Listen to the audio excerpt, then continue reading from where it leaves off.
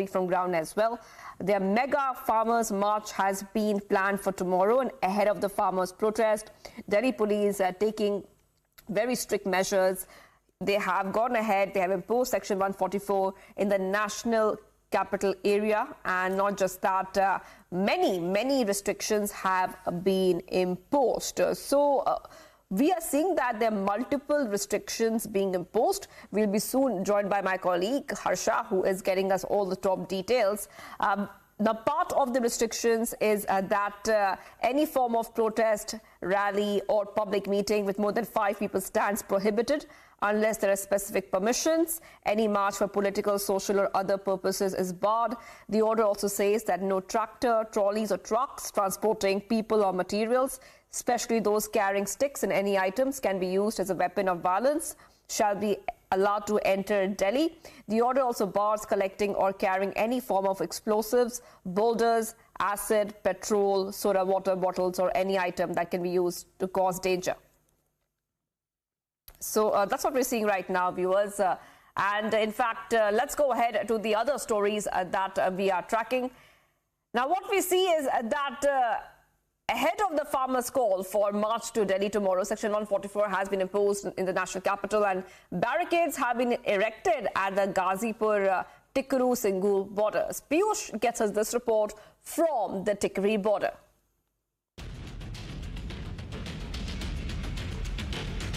Taking consideration of the farmer protest that may occur tomorrow on 13th of February, the Delhi police also, along with several other authorities, have started to take measures. And from here you can see that how the measures are being put in place. You can see the barricades are over here. There are several barricades that have been placed over here at Tickri border.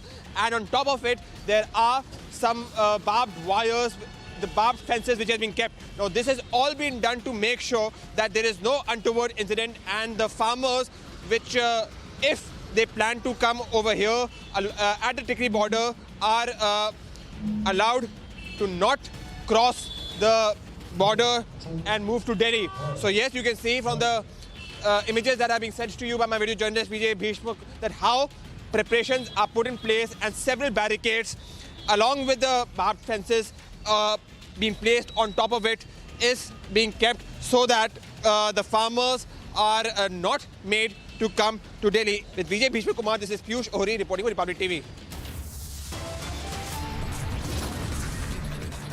The government wins floor test with the support of 129 ND MLAs, 0 in opposition. As semi-Navy, the Navy veterans who were undergoing trial in Qatar returned home, Prime Minister said to meet the Emir of Qatar.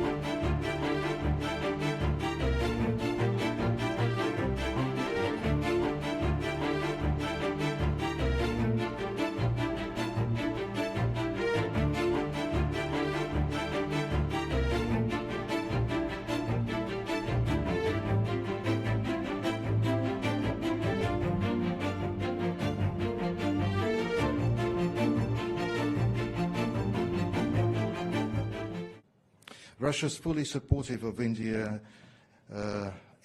right to become a permanent UN Security Council member.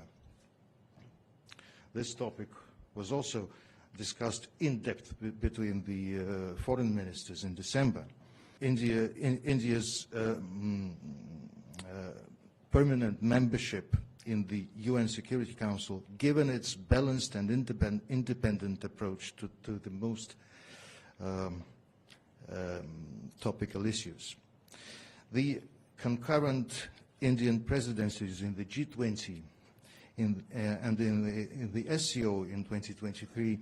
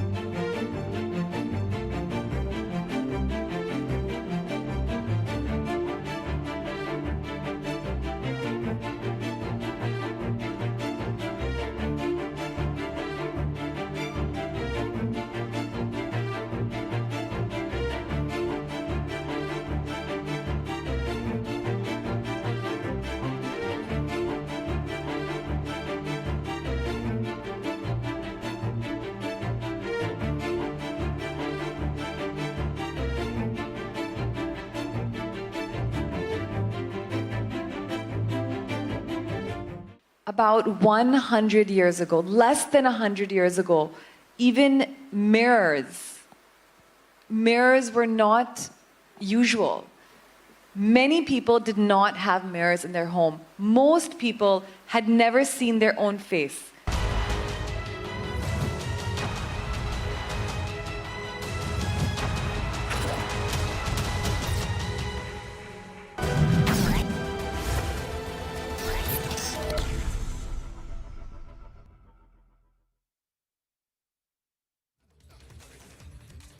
Thank you for joining us here on Republic TV. I'm Niranjan. Big allegations in Bengal against the ruling party. Nitish Kumar has just won the trust vote. We have all that and more lined up in the next 30 minutes. Here are the headlines.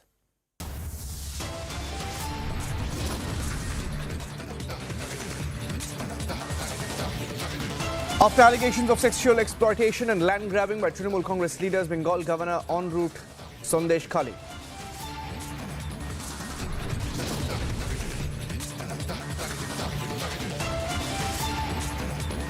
Six BJP MLAs suspended for raising their voice against Mamata government in the assembly. Delegation is en route Sandeshkhali.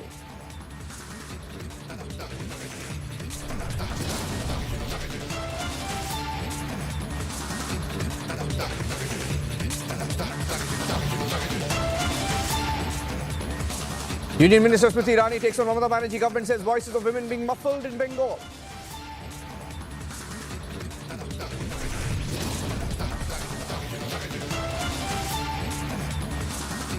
Jolt after jolt for Congress party. Former Chief Minister Ashok Chavan dumps Congress. Sources say he's likely to join the BJP next.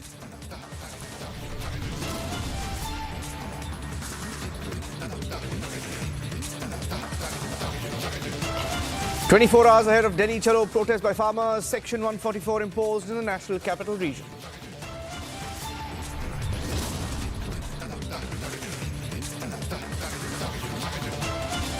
Nitish government wins the floor test with the support of 129 NDA MLAs, 0 in the opposition. They walk out.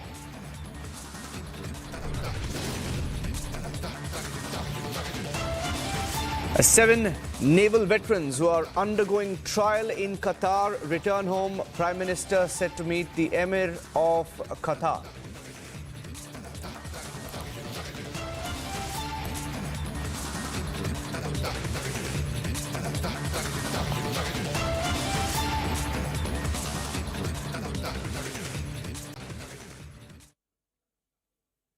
Sexual exploitation, land grabbing, The allegations are many. The allegations are serious against a few Trinamool Congress leaders. And all of these allegations are being made on camera, on record, by women in Sandeshkhali in Bengal. The Republic Bangla team has been covering this story extensively. Even the National Commission for Women has been forced to take note. There's a huge political fight ongoing, but on the ground there is anger against this sexual exploitation and the alleged land grabbing. Here are the reports and the different political voices coming in.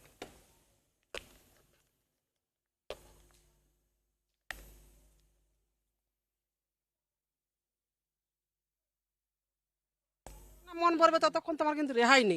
পার্টির লোকেরা আগে এসে দেখে যাবে যে কোন বাড়ির বউটা দেখতে সুন্দর, কে কম বয়সী। এইবার তার ঘুমকি চলে আসবে, তোমার বাড়ির বউ তুমি ছেড়ে দাও। তুমি স্বামী হতে পারো, কিন্তু তোমার কোনো অধিকার নেই। নিয়ে চলে যাবে রাতের পর রাত, একদিনের জন্য না। যতক্ষণ তাদের না মন পড়বে ততক্ষণ তোমার কিন্তু রেহাই নেই। হ্যাঁ, আমারও একই অভিজ্ঞতা। রাত বিকালে আসতো, জোর জবরদস্তিগত মহিলাদের তুলে নিয়ে যেত, নিয়ে গিয়ে ওই রাখতো পার্টি অফিসে, তারপরে ভোরের বেলায় ছেড়ে দিত। নিয়ে চলে যাবে রাতের পর রাত, একদিনের জন্য না। যতক্ষণ তাদের না মন পড়বে ততক্ষণ তোমার কিন্তু রেহাই নেই। পার্টির লোকেরা আগে এসে দেখে যাবে যে কোন বাড়ির বউটা দেখতে সুন্দর, কে কম বয়সী। এইবার তার ঘুমকি চলে আসবে, তোমার বাড়ির বউ তুমি ছেড়ে দাও। তুমি স্বামী হতে পারো, কিন্তু তোমার কোনো অধিকার নেই। নিয়ে চলে যাবে রাতের পর রাত, একদিনের জন্য না। যতক্ষণ তাদের না মন পড়বে ততক্ষণ তোমার কিন্তু রেহাই নেই। হ্যাঁ, আমারও একই অভিজ্ঞতা। রাত বিকালে আসতো, জোর জবরদস্তিগত মহিলাদের তুলে নিয়ে যেত, নিয়ে গিয়ে ওই রাখতো পার্টি অফিসে, তারপরে ভোরের বেলায় ছেড়ে দিত। These are the women of Sandeshkhali who are crying out for help, for protection. Mamata Bandyopadhyay is known for the genocide of Hindus. That she will now allow her men to pick out Hindu young married women to be raped night after night in the TMC office cannot be articulated in mere words. The question is, can we as citizens be mute spectators? Who is this man who is charged by the women of Sandeshkhali of mass rape of Bengali Hindu women? And I say this because these women, when they spoke to the media locally, said that they were particularly identified for being married and Hindu. We are Bharatiya, Hindustani. But Mamata thinking it's a separate country. It's a separate country. Yes. She is totally anti-national. Mamata's anti-national. Yes. She is welcoming Rohingyas in West Bengal. For that reason, she is not providing adequate land to the BSF for barbar fencing completion in border area. Our Chief Minister Mamata Banerjee and our Police Minister Mamata Banerjee is afraid of the BJP opposition. And she is so much afraid that she has stopped our bus, which is we have been stopped in Calcutta. This is not Sandeshkhali. Sandeshkhali is 60 kilometers away. There is no section 144 over here. But ma'am, what's the reason? What's the reason behind this fierce psychosis of Bengal government? If we go there, you know, many secrets will be unearthed and people will come to know. What kind of secrets? Secrets like the secret that we have come to know that Hindu women and little children have been taken from beautiful looking women have been taken by Sheikh Shah Jahan, the criminal who is absconding right now. His bike, Bahini, used to come in motorcycles and pick up women, and these women, Hindu women, used to taken to the TMC office. They were kept over there for 2 days, 3 days. raped, molested, and God knows what happened. Ma'am, one thing, there are so many allegations against this Sheikh Shah Jahan, who is a Trinamool leader, obviously, and also his close aides. But the police didn't have the courage to arrest Sheikh Shah Jahan after Sheikh Shah Jahan instructed his workers to attack on ED officials. Sheikh Shah Jahan is a criminal who is being given support and shelter by Mamta Banerjee. That is the reason when Sheikh Shah Jahan's aides, attack the ED officials, they are not arrested. But when, we BJP MLAs, we want to go and visit our mothers and sisters in Sandeshkhali, we are being stopped. All the sisters here are my Rakhi sisters. This deep is a Rakhi deep for me. I will do whatever is required to protect their honor and dignity. All the sisters here are my Rakhi sisters. This deep is a Rakhi deep for me. I will do whatever is required to protect their honor and dignity.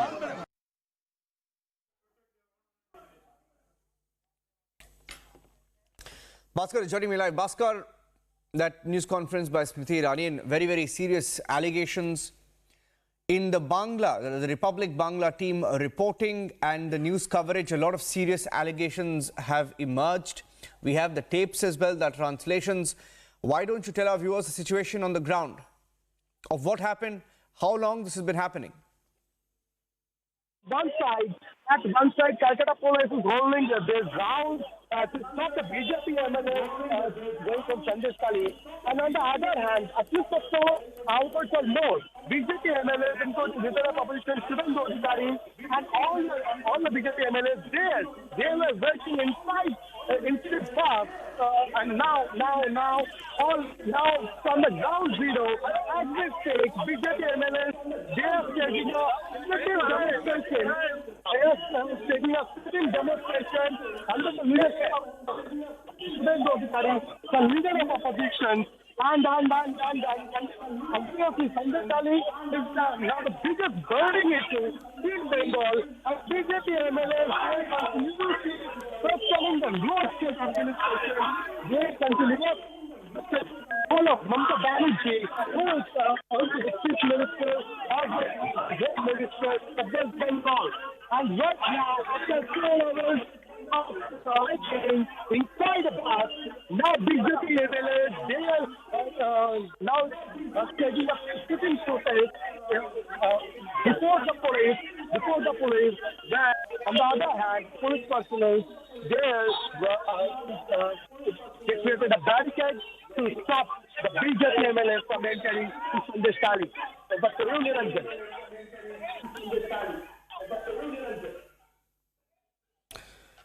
Yes. And where is the BJP march reached? Where is the BJP march reached? Has the BJP already reached there, or are they en route?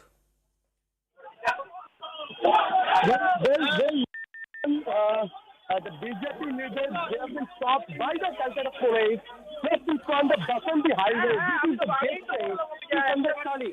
So now, actually here, at least 60 kilometers after Sandeshkhali, they were trying to visit. And the Calcutta police jurisdiction area right now, they are staging a sitting protest, and the BJP MLAs, all the BJP MLAs, at least 50 BJP MLAs, they are staging.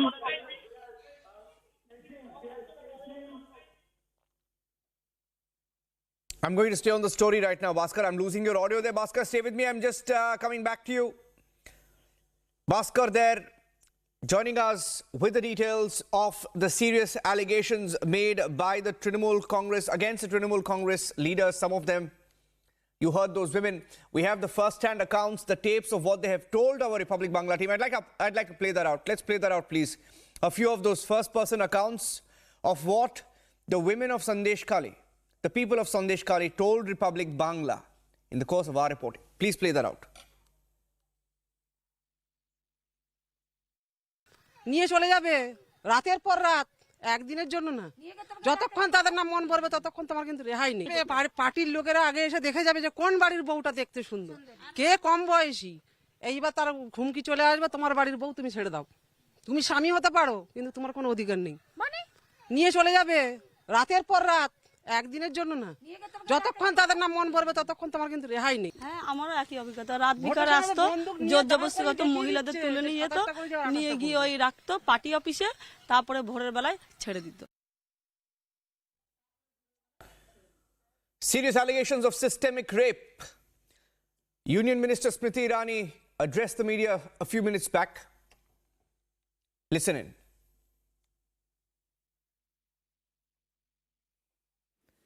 These are the women of Sandeshkhali who are crying out for help, for protection.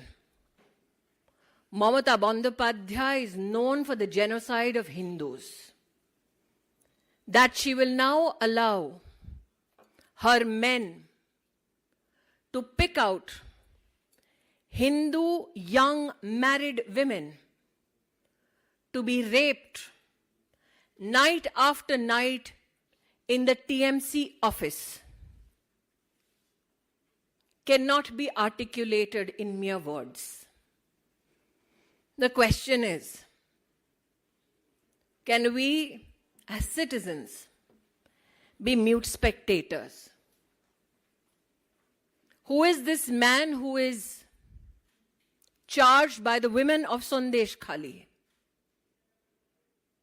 of mass rape of Bengali Hindu women? And I say this because these women, when they spoke to the media locally, said that they were particularly identified for being married and Hindu. Till now, everybody was wondering who is Sheikh Shah Jahan. Now the question is that Mamata Bandyopadhyay has to answer, where is Sheikh Shah Jahan?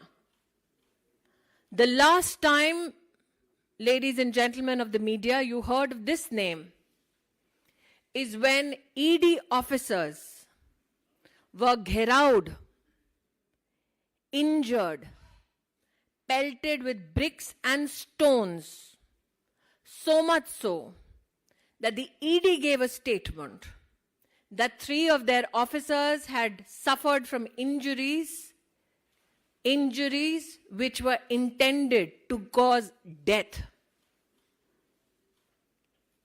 Mamata Bandyopadhyay, you have traded the dignity of SC/ST fishermen, families and farming communities and their women for your political benefit. Where is Sheikh Shah Jahan? And for all those women of Sandeshkhali who came out to talk to media only so they could attract attention to their plight, Section 144 now is applicable in Sandeshkhali so that those women have no opportunity to assemble and speak. So those in the media who work fairly and freely hear the voice of the women of Sandeshkhali, become their voice and ask, where is Sheikh Shah Jahan? Why would Mamata Bandyopadhyay allow a door-to-door search by TMC gundas so that young, married Hindu women could be identified and continuously raped?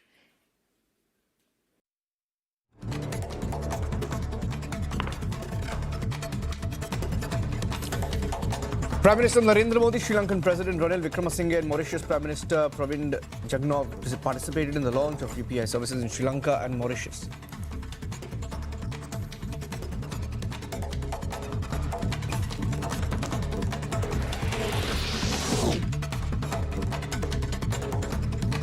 Union Minister Hardeep Singh Puri says India's economic growth has been recorded at 7.6% over the last 3 quarters, adding that India will rank among the top 3 global economies within the next 5 years.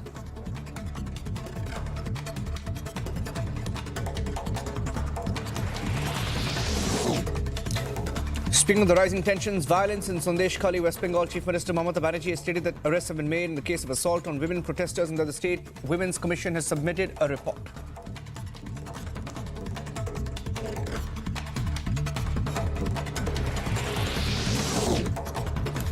Maharashtra Deputy Chief Minister Devendra Fadnavis has hinted at a potential influx of leaders from other parties into the BJP, particularly from the Congress, citing dissatisfaction among Congress members with their leadership. Fadnavis has also suggested that details of these potential defections will be disclosed in due time.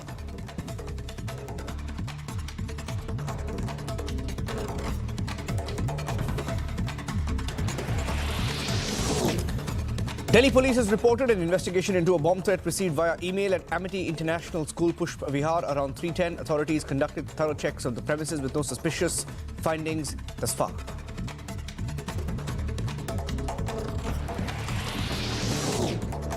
Uttarakhand Chief Minister Pushkar Singh Dhami held a roadshow from Devpura Chowk to Rishikul Maidan in Haryana.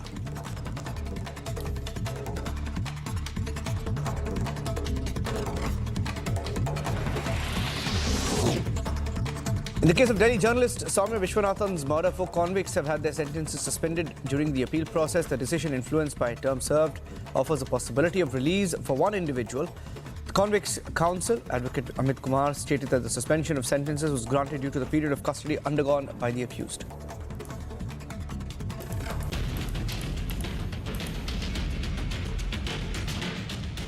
Prime Minister Narendra Modi distributed 1 lakh appointment letters to newly recruited individuals across various government organizations during the Rozgar Mela. 1 lakh से ज्यादा युवाओं को सरकार में नौकरी के लिए नियुक्ति पत्र दिए गए। आपने कड़ी मेहनत से अपनी ये सफलता हासिल की है। मैं आप सभी को और आपके परिवार को बहुत बहुत बधाई देता हूं। युवाओं को भारत सरकार में नौकरी देने का अभियान लगातार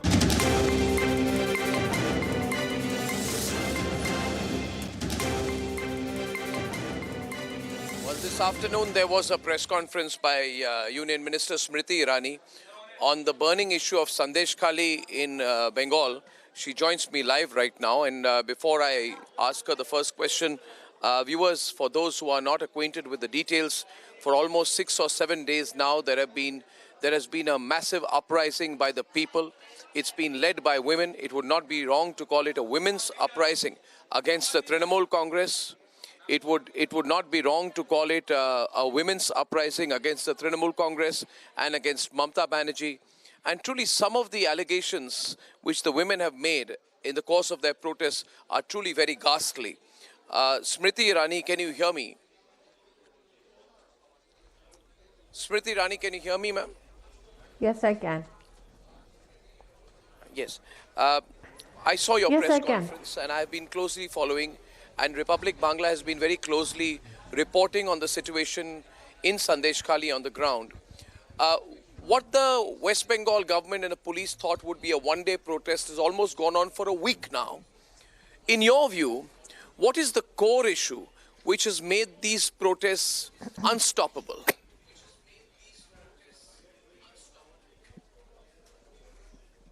I think, Arnab, there have been journalists in mainstream media, as they call it, who have spoken of the tyranny of distance.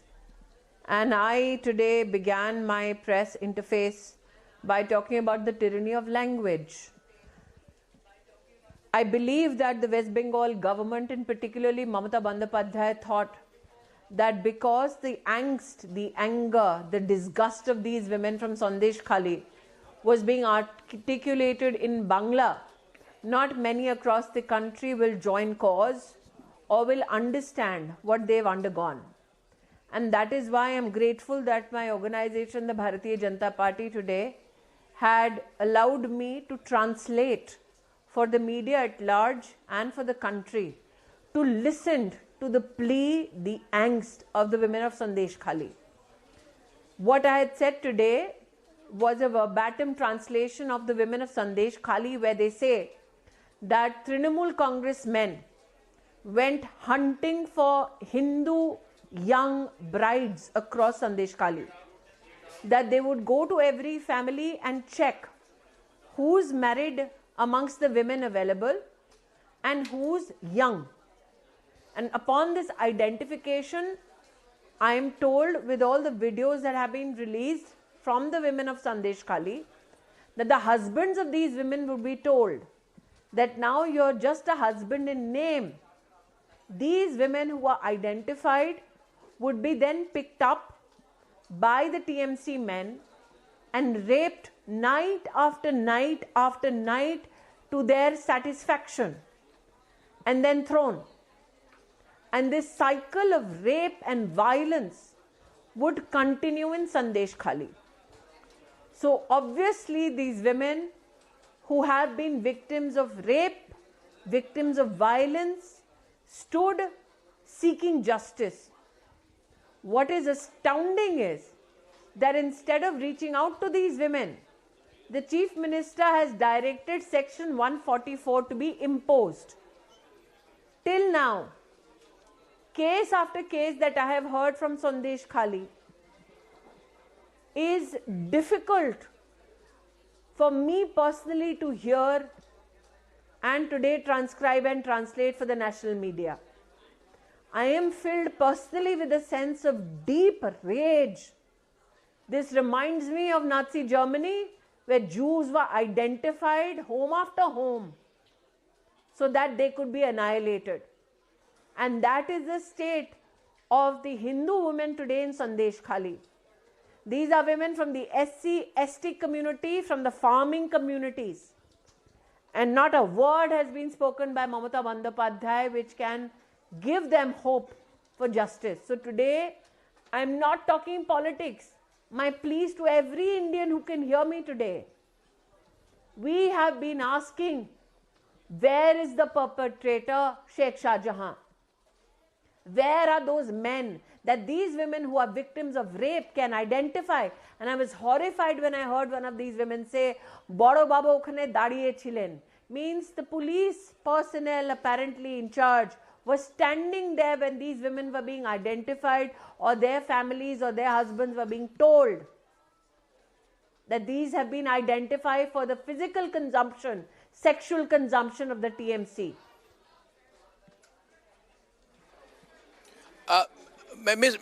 Smriti Irani, as you mentioned, Shah Jahan are asking the people of India to join their cause. Yeah, Ms. Irani, all of these women who are speaking here to Republic and coming out right now are doing so despite knowing that they possibly face a huge reprisal from the local authorities, that they could be identified by the Trinamool Congress leaders, and yet they are coming out and speaking out. But yet, no word. First, your comment on that. Secondly, yes, please. What the media tells me. What the media tells me, and what I've heard in Bangla, I'm saying this so that it can be then translated. That media jawar pore ek ekte ki chinnito kore rakha jabe. After the media leaves, each and every one of them will be identified. That is what I hear. You talk about reprisal yourself. And that is why it's essential that irrespective of the tyranny of distance or the tyranny of language, journalists who believe in free, fair journalism need to become the voice of the women of Sandeshkhali. You find it interesting that at a national level, the so-called women's activists are all mum on this issue, not speaking about it, not making it a issue to really, hit the streets. I'm not surprised. I am not surprised. I am not surprised. Neither is the CPM speaking, nor is the Congress speaking. I am not surprised. A so-called media personnel who was known as the female face of journalistic activism now finds a place in Rajya Sabha. A journalist who had suffered from the tyranny of distance, now publicly declares on a digital platform, on his news media platform, that if I ask Mamata Bandyopadhyay the tough questions, I will not get a Rasgulla. That is what they have reduced the cause of these women to. That whoever now is a public representative on a Trinamool Congress ticket walks on the ashes of Hindus and presides over the genocide. Why are you making it specifically a Hindu issue? That is my charge. Why making it a Hindu issue? Repeatedly, you have emphasized on the fact that the women, the married young women, heard it on your, I have are heard it Hindu on women. Your Why channel. are you making it a Hindu issue? I have heard it on your channel. Because I've heard it on your channel. These women say in Bangla, Shakha Pala is what Bengali women wear. It was taken out, broken, and only they were identified. It is there on your channel. It is in Bangla on one of your Bangla channels. Please ask anybody, irrespective of politics. I am so enraged. Ask anybody who knows Bangla, who is not a politician, who is not an activist. Get a simple translator. Ask them to translate what they are saying. They've been identified for their age, for their looks, and for their religion. Ms. Banerjee, you know, initially when the issue got reported on Republic Bangla, the initial response of the Trinamool Congress of Mamata Banerjee was of denial. Irani and not Ms. Was Banerjee. of denial. So sorry. Please forgive me for that. I correct myself. She has denied. Ms. Irani, initially she denied it. Not Ms. Banerjee, then, but yes, Mrs. Irani, I'm sorry. She has denied every charge. Smriti Irani, initially, the response was of denial. Now, over the last 24 hours, there's a little bit of patchwork being done. Arnab,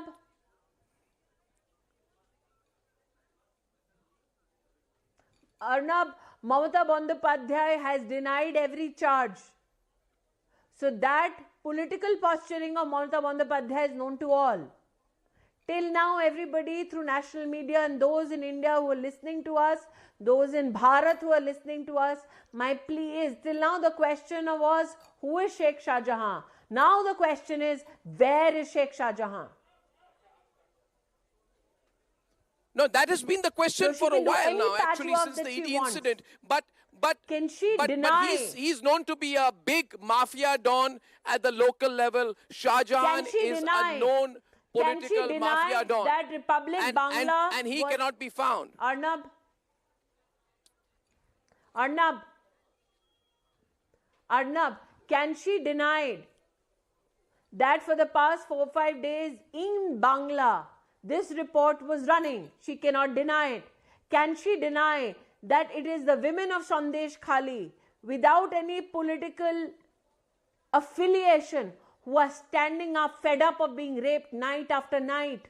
She can't deny it. Can she deny the fact that in the past 4 to 5 days, she has not met a single woman who has spoken on your channel asking for help?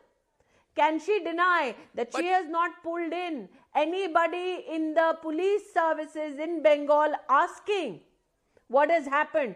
Anybody with an iota of humanity, let alone politics, would have asked this question first. She sits at the helm of law and order in Bengal. The question is, these are innocent civilians.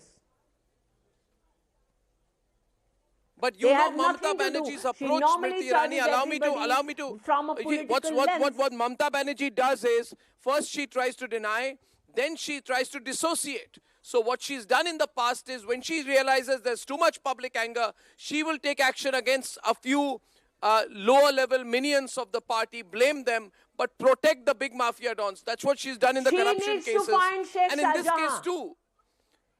If she says, I don't know where he is. If she is a competent chief minister, if she presumes herself to be, then she is incompetent and she should step down. That is a declaration of her incompetence. If Mamata Bandyopadhyay has declared herself to be incompetent, then she should do what is right by constitution. The question is, who is the Sheikh Shah Jahan? He created a mob of 1,000 gundas to attack ED officials. ED has issued a statement that 3 of their officers were injured and the intention of the attack was to kill officers. If Mamata Bandyopadhyay has declared that she can't find people who are killing uniformed personnel, if she can say that she cannot find people who are identifying woman after woman in Sandeshkhali, a small patch in a big state, if she is that incompetent, then my question to Mamata Bandyopadhyay is, does she have the moral right to sit at the helm of law and order in Bengal? And if she says, why should I care? I'm an elected chief minister. I have law and order under me. I'm not answerable to the central government. Was she elected? Then the question is, was she elected so that Sheikh Shah Jahan can almost murder ED officials? Was she elected so that Sheikh Shah Jahan could smuggle and arm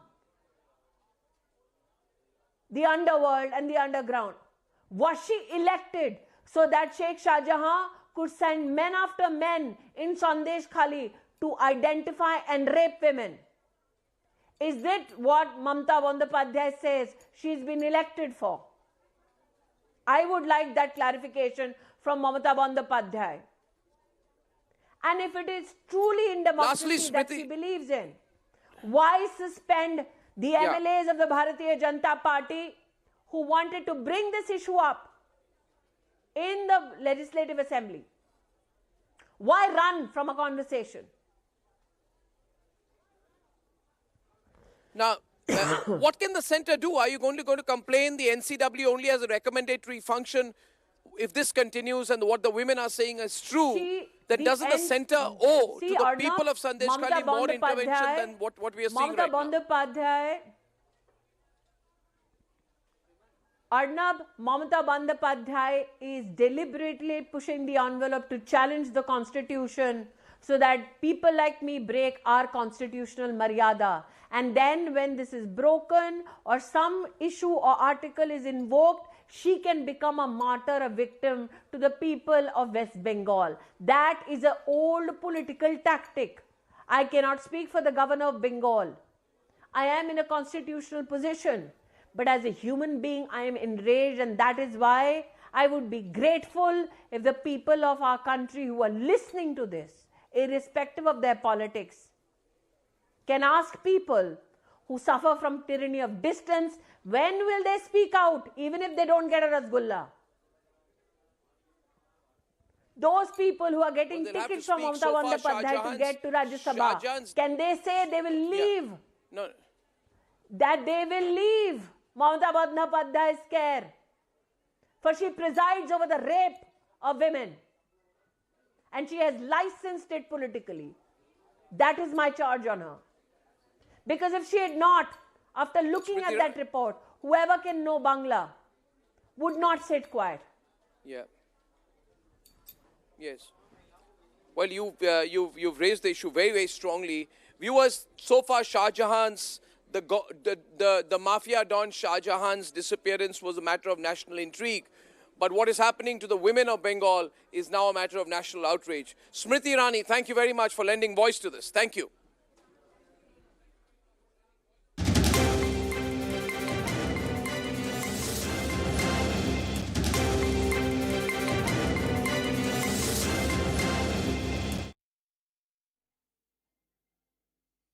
A Union Minister and senior leader of the BJP, Smriti Irani, taking on Bengal Chief Minister Mamata Banerjee for what she said was complete absence of law and order in the state. The kind of targeting of women has happened. The fact that Shah Jahan Sheikh is missing. The fact that Mamata Banerjee's mandate was not to defend Shah Jahan Sheikh in any manner. Mamata Banerjee's mandate was not so that Shah Jahan Sheikh can brutalize women, can arm underworld and also target ED officials and cause them grievous harm.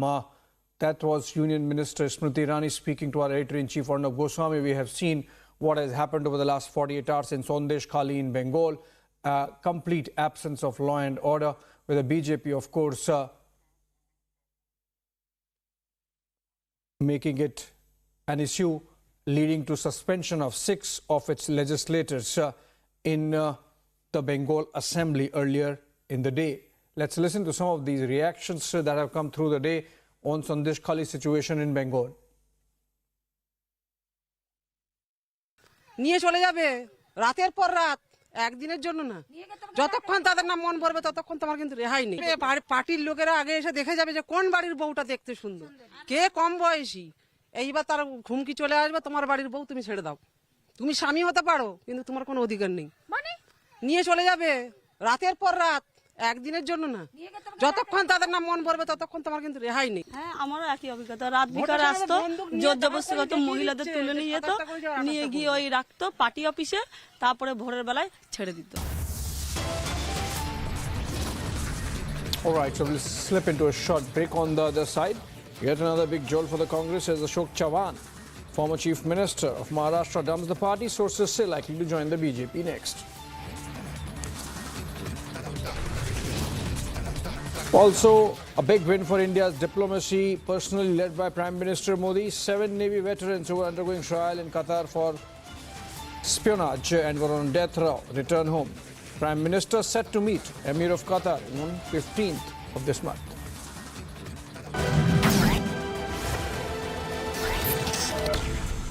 सारी बात की बात यही है कि मुझे बस ये लगता है कि मैं एक बहुत मामूली सी औरत हूँ.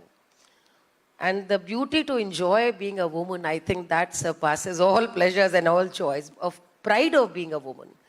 And rest, I think everything has followed. Being who I am, being the person I am. आपने पूरी यात्रा पूछी. बहुत पुरानी यात्रा है, कई वर्षों की. आज चलते हुए ये लगता है जैसे कई जन्म जीत लिए हो, कई जन्म जी लिए हो. और कई चित्र, उसमें कई छवियां याद आती हैं. सबसे पहले माता पिता का एक ऐसी परवरिश याद आती है जहां कभी भी कोई फर्क नहीं था लड़का लड़की में. और मैं हमेशा एक बात, किस्सा याद करती हूँ और बताती हूँ कि जब मेरा जन्म हुआ कन्नौज में, तो पिताजी जब वहाँ पर पहुँचे, वो कानपुर में पोस्टेड थे, और मैं पैदा हो गई तो उन्हें पता चला, तब वो वहाँ से वहाँ पहुँचे. तो आते ही उन्होंने अपनी सास से, यानी मेरी नानी से कहा कि अम्मा तुमने बंदूकें छुड़वाई कि नहीं. तो वो अब अपने दामाद से क्या कहें सास. तो उन्होंने उस समय बड़े ही संकोच में कहा कि देखो कैसे बौरान है, बिटिया पे बिटिया भाई, और कह रहे कि बंदूकें छुड़वाओ. कौन सी बहुत खुशी की बात है, बिटिया पे बिटिया भाई, कोई बंदूकें छुड़ाने वाली बात है. यानी कि उस समय का जो परिवेश था कि मेरे से बड़ी बहन थी, तो बेटी पे बेटी हुई है, तो कौन सा सेलिब्रेशन करने का तो कोई इसमें ज़रूरत नहीं कि बंदूकें छुड़वाई जाए. और मेरे पिताजी ने कहा कि मैं डॉक्टर हूँ और ज़िला अस्पताल यानी सरकारी सेवा में हूँ, और मेरा अपना अनुभव रहा है कि अम्मा मरीज भर्ती रहता है तो पिता की सेवा बगल में बैठी बेटी ही करती है. भले बच्चे के इम्तहान छोड़ करके आई हो, लड़का मनी ऑर्डर भेजता है, लेकिन सेवा बगल में बैठी बेटी ही करती है. तो ऐसी सोच के साथ मेरा जन्म, मेरी परवरिश हुई. तो ये कह सकते हैं कि जो बायस है जेंडर वाला, वो मैंने कभी महसूस नहीं किया, और पढ़ने में भी नहीं. और शायद जो आपने एक बात अभी कही सुचरिता, कि बहुत कम लोग जानते हैं आपके व्यक्तित्व के और पहलू, तो उसका शायद एक कारण है कि मैं ऑलराउंडर सी थी, पढ़ाई में भी थी, गाने में भी थी, और दोनों में एक तरह की एक शार्पनेस थी, ब्रिलियंस थी. जब तक समझती कि करूं क्या, गाते गाते शादी भी हो गई. और उसके बाद चूंकि ये सफ़र मैंने तय सोच लिया था मन में कि मेरी एक्सप्रेशन जो भी होगा, मेरा मकसद, मेरे पूरे अध्ययन, मेरी पूरी शिक्षा, मेरी पूरी समझ का जो अंजाम होना चाहिए, वो कहीं ना कहीं समाज को कुछ सकारात्मक बड़ा देने का होना चाहिए. समय को, विचार को बदलने वाला होना चाहिए, किसी के लिए कुछ अच्छा कर सकने वाला होना चाहिए. ये मेरे हमेशा दिमाग में था. डॉक्टर पिता की बेटी थी, और फिर जैसा बताते हैं कि एंटरटेनमेंट तो है गाना, लेकिन I chose to saw beyond it. और कहीं ना कहीं जो अपने हमारे लिव्ड एक्सपीरियंसेस हैं हमारे पूर्वजों के, जो ट्रेडिशंस हैं, जो बॉन्डिंग है, कल्चरल इथॉस है पूरे इंडियन इकोसिस्टम का, लाइफ सिस्टम का, वो कैसे हमारे मातृशक्ति ने, कैसे हमारे दादियों ने गानों के जरिए, लोक कथाओं के जरिए, फोक थिएटर के जरिए, लोकाचार के जरिए कैसे उसको बचा के रखा, नई जनरेशन को सिखाया. आई डोंट दैट रोल के I have to carry forward this, I have to talk about it. Hidden in their rhetoric was 3.8 lakh crores of bad financial assets. That in the decade that was lost opportunities. 14 social and rural sector ministries had a budget of 95,000 crores that was left unspent.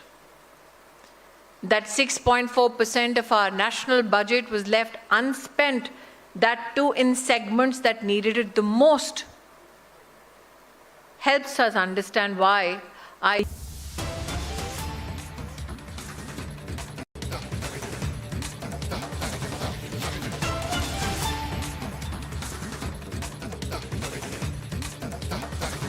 All right, breaking news development coming in from Bengal, which is that in connection with the Sandeshkhali violence, a letter has been written to the Chief Secretary of the state by the SCST Commission and an explanation sought. Also, a detailed note on what actions have been taken by the government to maintain law and order to make sure that the victims are protected and that those perpetrators of violence are brought to book. SCST Commission, the National SCST Commission, actually writing to the Bengal Chief Secretary over the Sandeshkhali violence that has broken out over the last a couple of days. Let's go to Ishan Dev. He's joining us from our Bangla newsroom. Ishan Dev, what are the contents of the letter written by the SCST Commission, and are they wanting that Chief Secretary fix the responsibility of this violence and take action?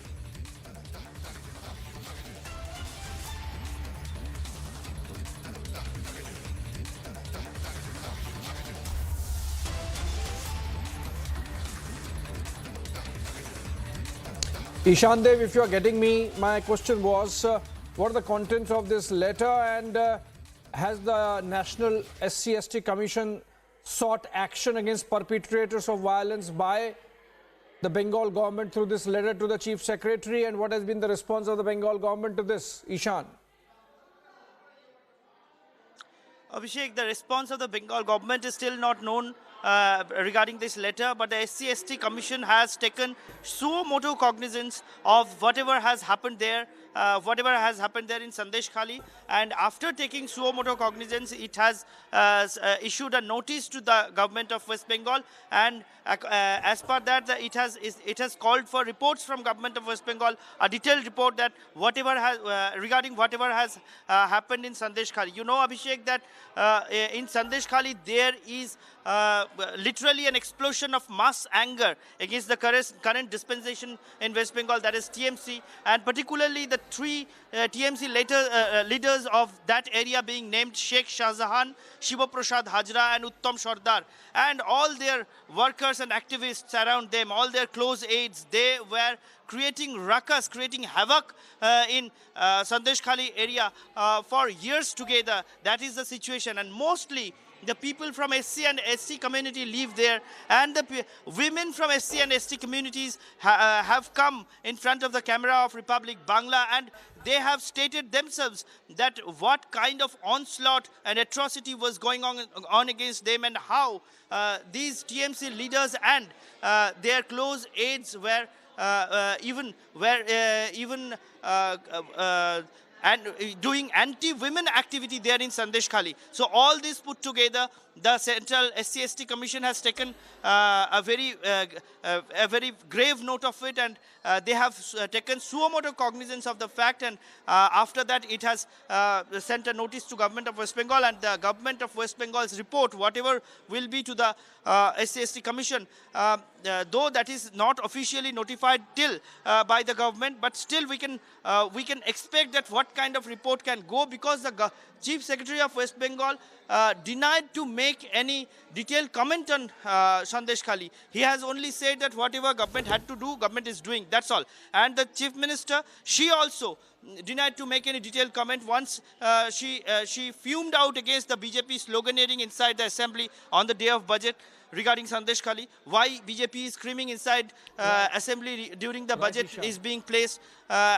This is not BJP's party office. This was the comment made by Mamata Banerjee. And today also, before going to Arambagh, before boarding the chopper, she said that there are allegations against some people and all those are arrested. But you know that only one TMC leader who has been suspended, Uttam Sardar, he has been arrested. But there is no trace of Sheikh Shah Jahan, the main accused of all these things yet. And still Chief Minister is saying that all alleged persons have been arrested. So this is the response still from the government of West Bengal.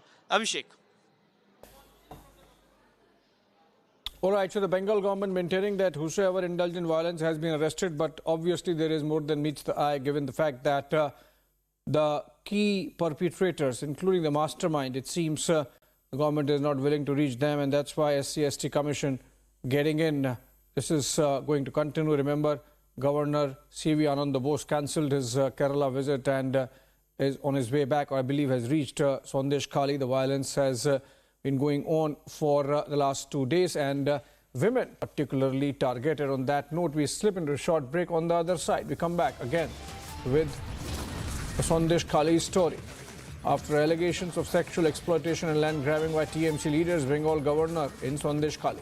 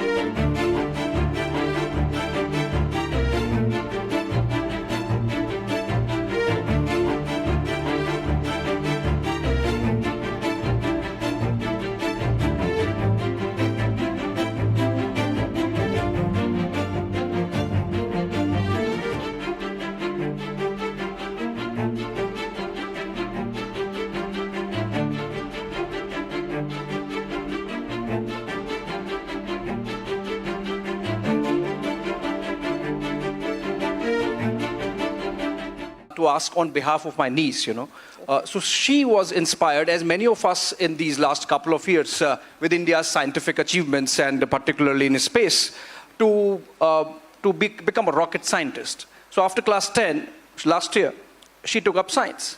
Now every week she calls up crying, it's so tough. Maths is very difficult. And she actually says, it's really difficult. So there is an inspiration, but also there is intimidation. So how do you tackle that? I'm talking about the kids. Yeah, I feel it's more of a stigma which is attached to it. Because you can hear common people saying it's not rocket science. Like, there is a stigma attached to it. Yes. That's what I feel. Actually, if you understand the logics, it's actually very easy to do it.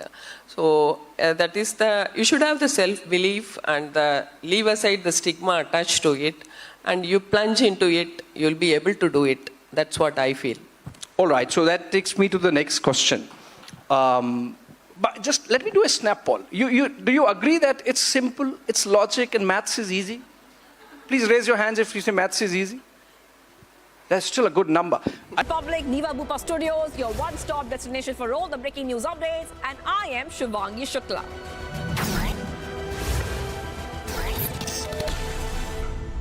Amity has been ranked amongst the top 3% universities globally, a testimony to Amity's globally benchmarked quality. I am very, very happy to announce that Niva Bupa Health Insurance has come on board as Republic TV's studio model. Niva Bupa Health Insurance is the fastest growing company among standalone health insurance players in India.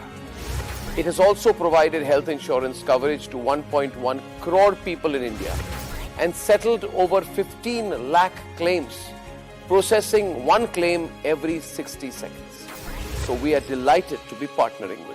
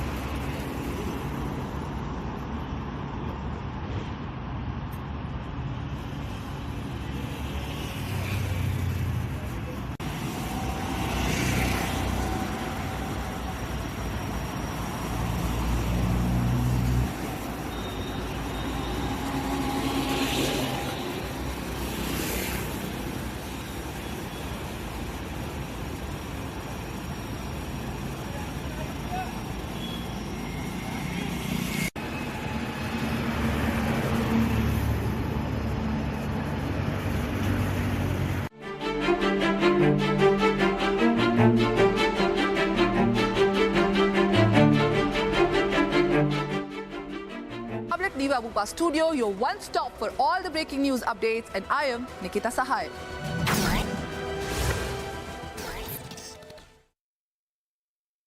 Amity has been ranked amongst the top 3% universities globally, a testimony to Amity's globally benchmarked quality. One is told to make a choice between being a lawyer, being a successful lawyer, and also choosing and being a homemaker. How do you look at that? And I also want to add to what Dr. Anand said. You were in the forefront of the Permanent Commission for Women being given in the army. It's a case we've seen you very closely fight. Even in the army, therefore, there is this sort of tug of war where inclusion is not as spontaneous as it could be. It has been a long journey and a really tough one, but I must tell you the change is inevitable, and change is very, it's very palpable also. So struggle that, women, incredible women before us had, ma'am was the second additional Solicitor General ever as a woman to be on this post, and I'm following her as a fourth one. So, the journey of women ahead of us has been tougher. The journey of young women behind us who are walking the same path is a little bit easier.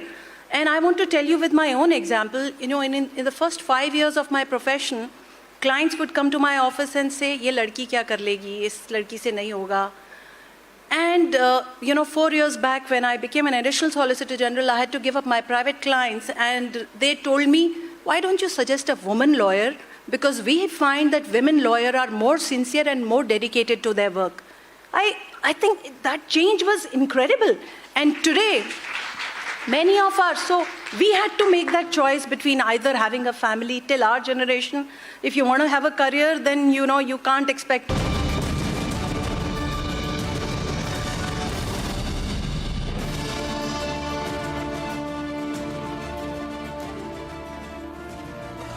Welcome you watching the Monday edition of This Is Exclusive with me, Shavan Sin. Ladies and gentlemen, 3,095 kilometers from the national capital, there is a major uprising that's taking place. That's in the state of West Bengal. Tonight, ladies and gentlemen, we expose what many are saying state-sponsored sexual exploitation in the Sandeshkhali district of West Bengal. Serious allegations have been leveled against Trinamool Congress leaders, but the Chief Minister of West Bengal says, look here, all have been arrested, action has been taken by her government. The centre has come down heavily. Tonight, we are not only going to expose the main accused in this particular case, but also, once again, bring the spotlight on a man called Sheikh Shah Jahan. Who is this man that the central agencies are really looking forward to for investigating as far as the custodial interrogation of Sheikh Shah Jahan goes? And tomorrow, this matter is coming up in the Calcutta High Court. All this and much more in this edition of This Is Exclusive. But up first, these are the headlines we are tracking for you at this hour.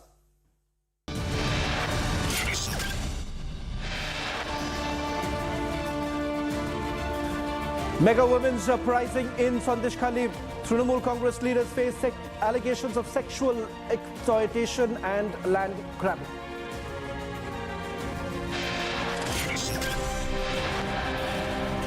In an exclusive conversation with Arnab Goswami, Union Minister Smriti Irani takes on Mamata government in a scathing attack.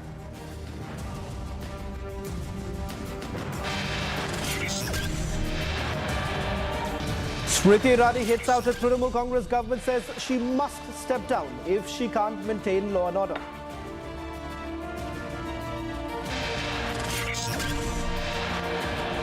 Yet another big jolt for Congress as Ashok Chavan dumps party. Sources say likely to join BJP next.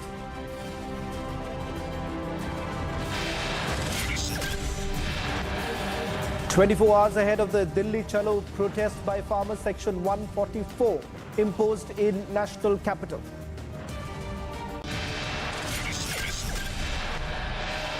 As 7 Navy veterans who are undergoing trial in Qatar return home, Prime Minister set to meet Emir of Qatar.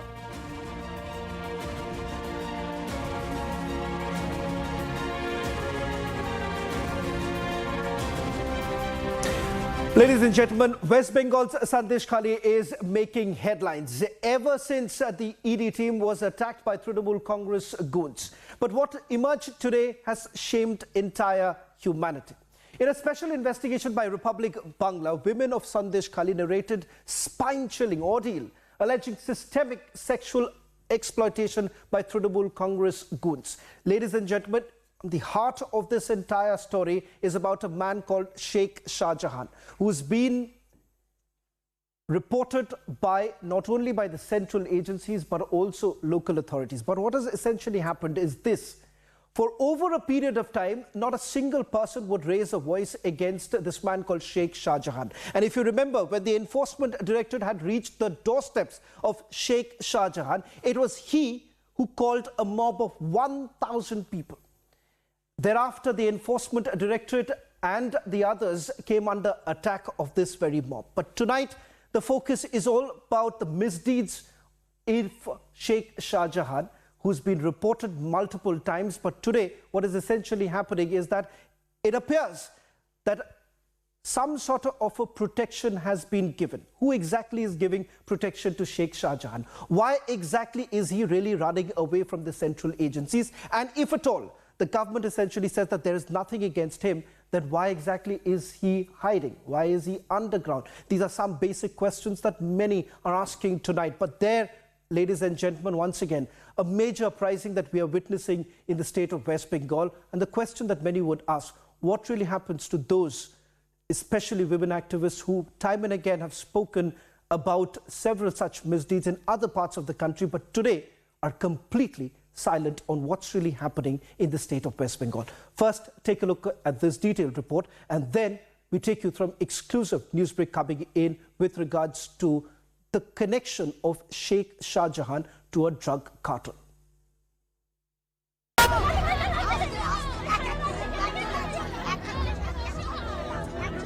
Sandeshkhali is making headlines once again, this time over alleged systemic sexual exploitation against women by TMC goons. Speaking exclusively to Republic Bangla, women of Sandeshkhali narrated their spine-chilling ordeal. পার্টির লোকেরা আগে এসে দেখে যাবে যে কোন বাড়ির বউটা দেখতে সুন্দর, কে কম বয়সী। এইবার তার ঘুমকি চলে আসবে, তোমার বাড়ির বউ তুমি ছেড়ে দাও, তুমি স্বামী হতে পারো কিন্তু তোমার কোনো অধিকার নেই, মানে নিয়ে চলে যাবে রাতের পর রাত, একদিনের জন্য না, যতক্ষণ তাদের না মন ভরবে ততক্ষণ তোমার কিন্তু রেহাই নেই। Soon after Republic's news break, Union Minister Smriti Irani has taken stock and condemned the lawless under CM Mamata. These are the women of Sandeshkhali who are crying out for help, for protection. Mamata Bandyopadhyay is known for the genocide of Hindus. That she will now allow her men to pick out Hindu young married women to be raped night after night in the TMC office cannot be articulated in mere words. The National Commission for Women has also taken cognizance of the incident and will send a team to probe the incident tomorrow. Bureau Report, Republic TV. Let's also now take you through an exclusive news break that's coming in, talking about this man called Sheikh Shah Jahan, who's been under the scanner of the central agencies in the Russian scam that is being probed. But tonight, ladies and gentlemen, we get you another angle that is being probed. That is Sheikh Shah Jahan's alleged drug cartel link. In fact, we've got more details that have been uncovered where Trinamool Congress conveners Sheikh Shah Jahan's drug connection has emerged. A drug consignment that was coming in from Jebel Ali to Kolkata was seized back in the year 2022. 72 packets weighing 40 kilograms of heroin was seized by the DRI. In fact, the consignment was in the name of Sariful Enterprises, and Sariful Enterprises received 2 lakh rupees from a group called Rintu Enterprise. ED probe has now revealed that the money that came in to Sabina Enterprises was actually linked to Sheikh Shah Jahan. Now, Sheikh Shah Jahan, who is not only being probed in the ration scam, now we are given to understand is under the scanner as far as this drug consignment that was seized by the DRI. The Enforcement Directorate has already carried out a probe back in 2021. They have also been able to establish the fact that there is a group, a company that has been linked to Sheikh Shah Jahan, who had made the payment for this particular consignment. Let me quickly go across to our senior editor from Republic Bangla newsroom, who's joining us on this broadcast, getting us more details. What is really emerging right now, Moyuk, is with regards to a major uprising in Sandeshkhali. Women are now out in public talking about what's really happening in Sandeshkhali, which wasn't spoken all this while everyone knew what was happening in Sandeshkhali. Tonight, we're also taking our viewers through some of the details that are coming in with regards to another aspect that hasn't been covered as yet. Republic here is exposing the drug connection link that has now emerged. It is out in the papers that have been probed by the Enforcement Directorate. Why don't you take our viewers through some of the details? How exactly does this become important just a day before this matter is going to be heard in the Calcutta High Court tomorrow?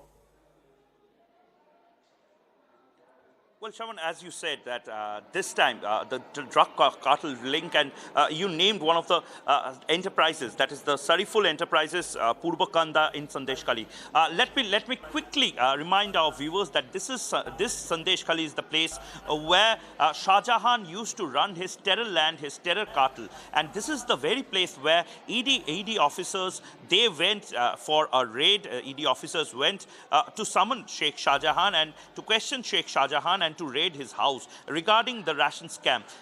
Many of the villagers, many of the sources have time and again said that Shah Jahan not only was involved with the ration scam, but he was involved with all the illegal activities. In fact, we have people on here saying that Sheikh Shah Jahan used to distribute money, Sheikh Shah Jahan used to distribute arms, and he used to run an illegal hooch racket. Now, after this confession by villagers that he used to run an illegal hooch racket, Sheikh Shah Jahan's cartel coming in the limelight is one of the biggest agenda stories right now, because of the fact that this was a hush-hush matter in and across Sandeshkhali. But for the first time, very first time, Republic Bangla is Republic Network is doing this story, and they are specifically saying that this is one of the biggest revelation after the woman torture angle. Smriti Irani has done an entire press conference on the torture angle, because Sheikh Shah Jahan used to terrorize the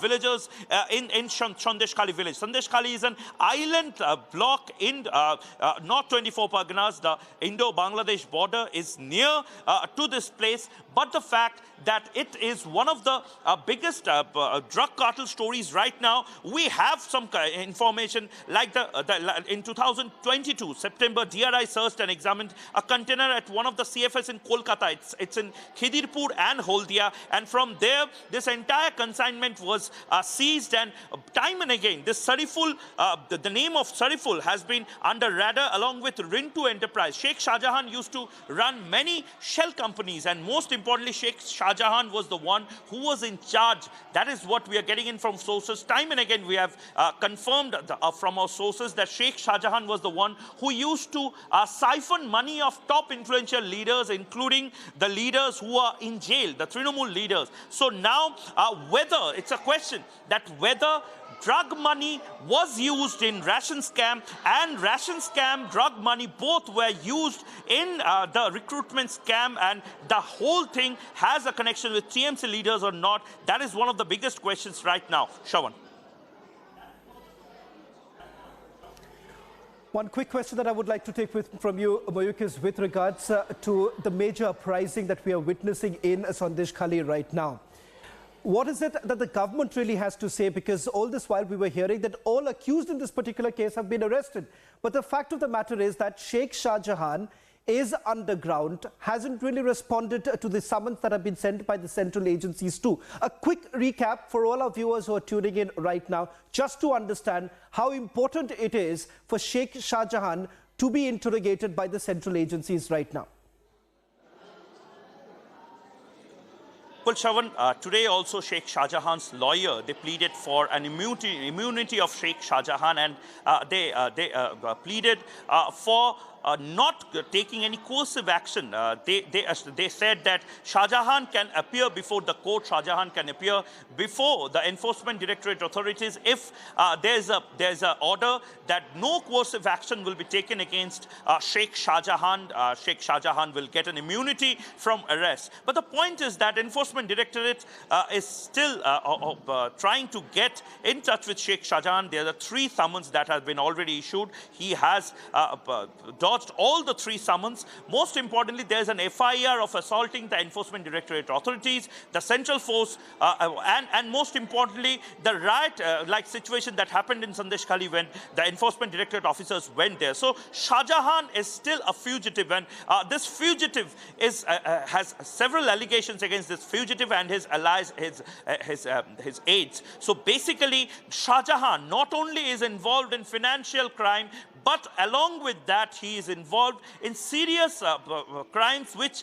are punishable under Indian Penal Code, and some of the sections are actually non-bailable sections. So it's the onus of Sheikh Shah Jahan's arrest also lies with the state administration, Mamata Banerjee's administration, because every time Mamata Banerjee or the Home Minister of Bengal, Ms. Mamata Banerjee, cannot blame ED, CBI for all the things that is happening here because of the fact that the state police, the state administration is doing nothing, maybe to catch Sheikh Shah Jahan and book him with relevant sections after the confession of villagers and especially women in Sandeshkhali.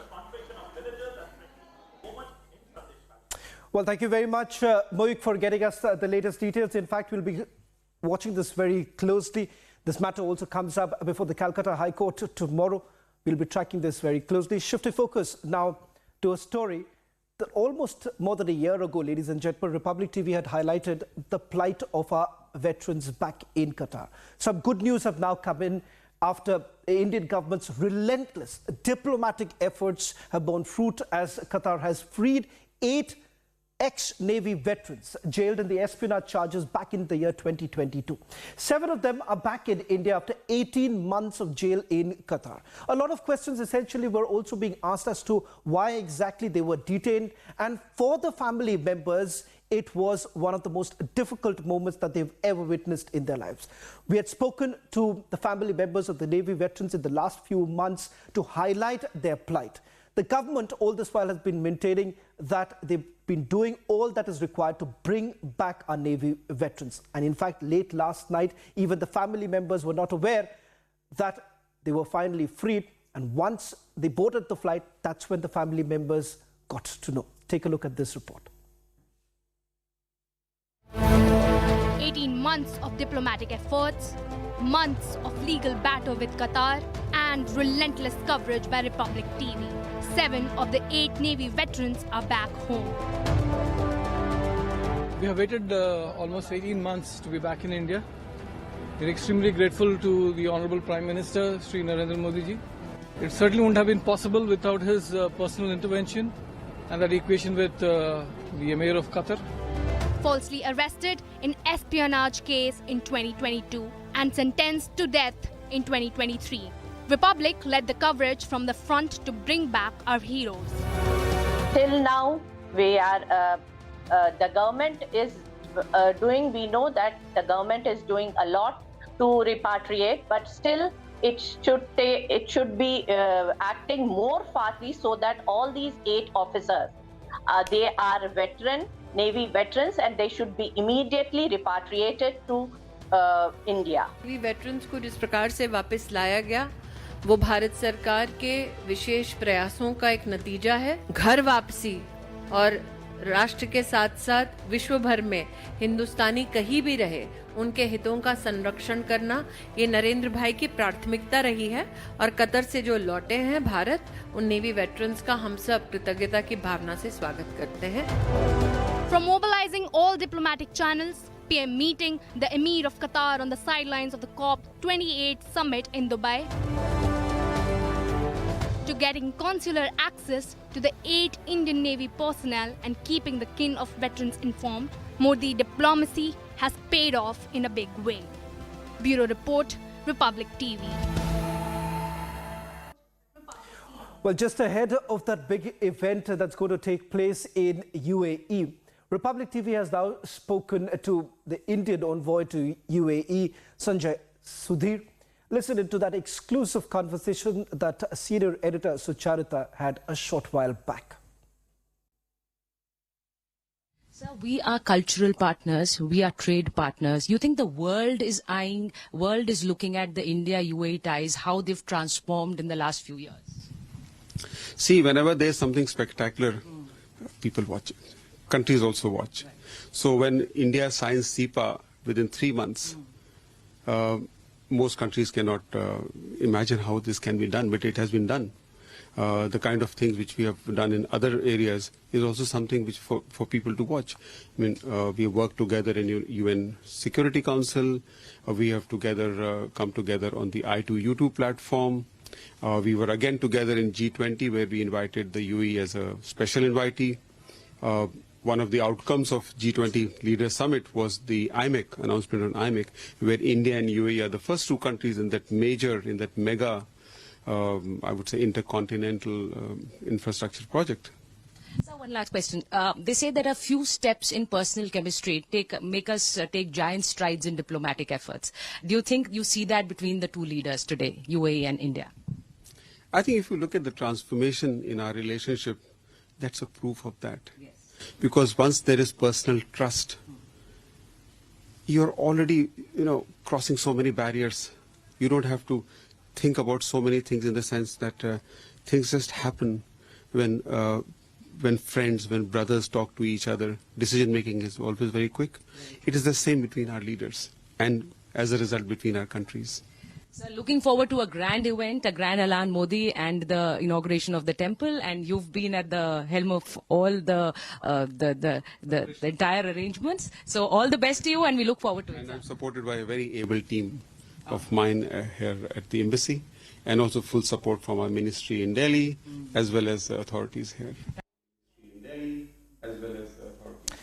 Ladies and gentlemen, shifting focus now to a story that has been developing over the last 24 to 48 hours. This is coming in from Uttarakhand's Haldwani, which witnessed large-scale violence just about a few days ago. At least 4 were reported dead. Policemen were injured and public property was torched. Republic's investigating team on the ground has been reporting on this matter, and in an exclusive, our team also spoke to the eyewitnesses, which only goes on to indicate whether at all this was completely pre-planned or not. An indication that has already come in from the district magistrate, but now listen in to these bone-chilling first-hand testimonies. Sir, मेरे ऊपर पत्थर ही पड़ा है, तभी मेरे चोट लगी है, 60 टाँके आए हैं। ये तो हेलमेट पहन रखा था, तब आए हैं 60 टाँके। हम मशीन लेके गए थे यहाँ से, हम मशीन लेके पहुँचे थे यहाँ से 4:30 बजे विभाग पहुँच गए थे नगर निगम से 4:40 पे हम वहाँ पहुँच गए थे जहाँ हमें जाना था। उससे पहले ही उन्होंने बैरियर लगा रखे थे। जब बैरियर लगा रखे थे तो हमने मशीन अपनी वहाँ बंद कर दी। बंद करी, उन्होंने उल्टे सीधे अश्लील बातें बोलनी चालू कर दी, गाली देनी चालू कर दी। हमने डर के लिए मशीन अपनी पीछे ले ली थोड़ी। मैंने कहा कोई पता नहीं है इनका, क्या कर दें।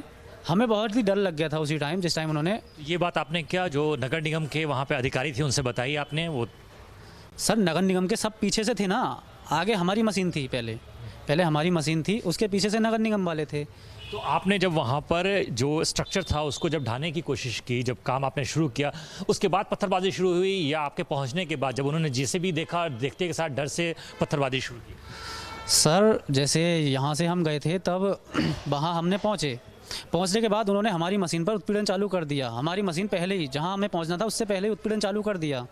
इतने में ही पुलिस आ गई पीछे से, पुलिस ने उन सबको हटा दिया। हटाने के बाद हम वहाँ पहुँच गए जहाँ हमें जाना था। जाने के बाद पहले ही बूम रखा था हमने, बकेट जिसे बोलते हैं, पहले ही बकेट रखा था। बकेट रखते ही उन्होंने पथराव चालू कर दिया हमारे ऊपर। पथराव चालू किया, हम मशीन छोड़ के आ गए अपनी, हम नहीं चलाएंगे मशीन, हमने ऐसा बोल दिया। एसडीएम सर ने हमारे चारों तरफ पुलिस लगा दी, बोले तुम्हें कुछ नहीं होगा, उसकी जिम्मेदारी मेरी है। हम चारों तरफ हमारे पुलिस लगी थी, पथराव बंद हो गया था, एसडीएम सर ने जो कहा वो कर दिया। उसके बाद हमने तोड़ा, जो अतिक्रमण था उसे तोड़ दिया हमने। तोड़ने के बाद वो कितना परसेंट टूटा है? अभी तक कुछ लोग बता रहे हैं कि वो जो है 60% टूटा है, कुछ लोग बता रहे हैं कि वो 30% टूट पाया, कुछ लोग बता रहे हैं पूरा टूट पाया, क्योंकि आप वहाँ पे आई विटनेस है, आपने सब कुछ देखा वहाँ पर ग्राउंड पे। कितना पार्ट टूटा है?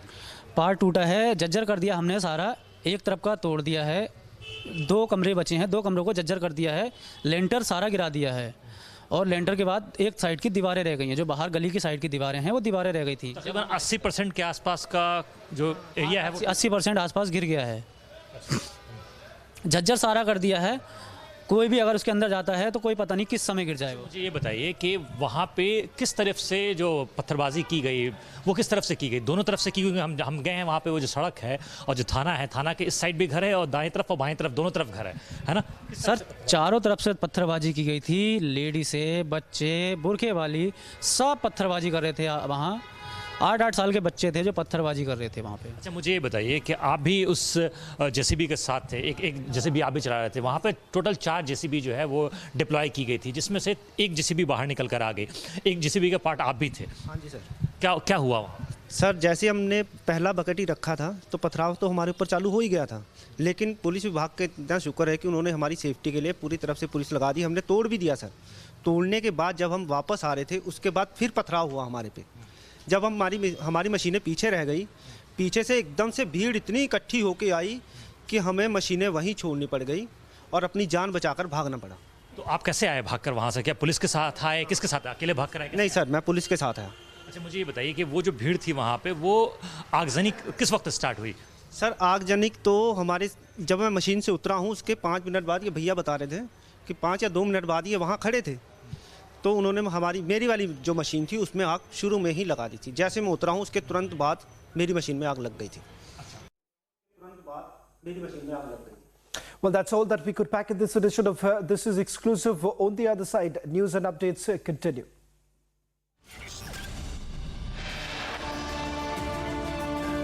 In yet another jolt for Congress party as Ashok Chavan dumps the party, sources say likely to join BJP next.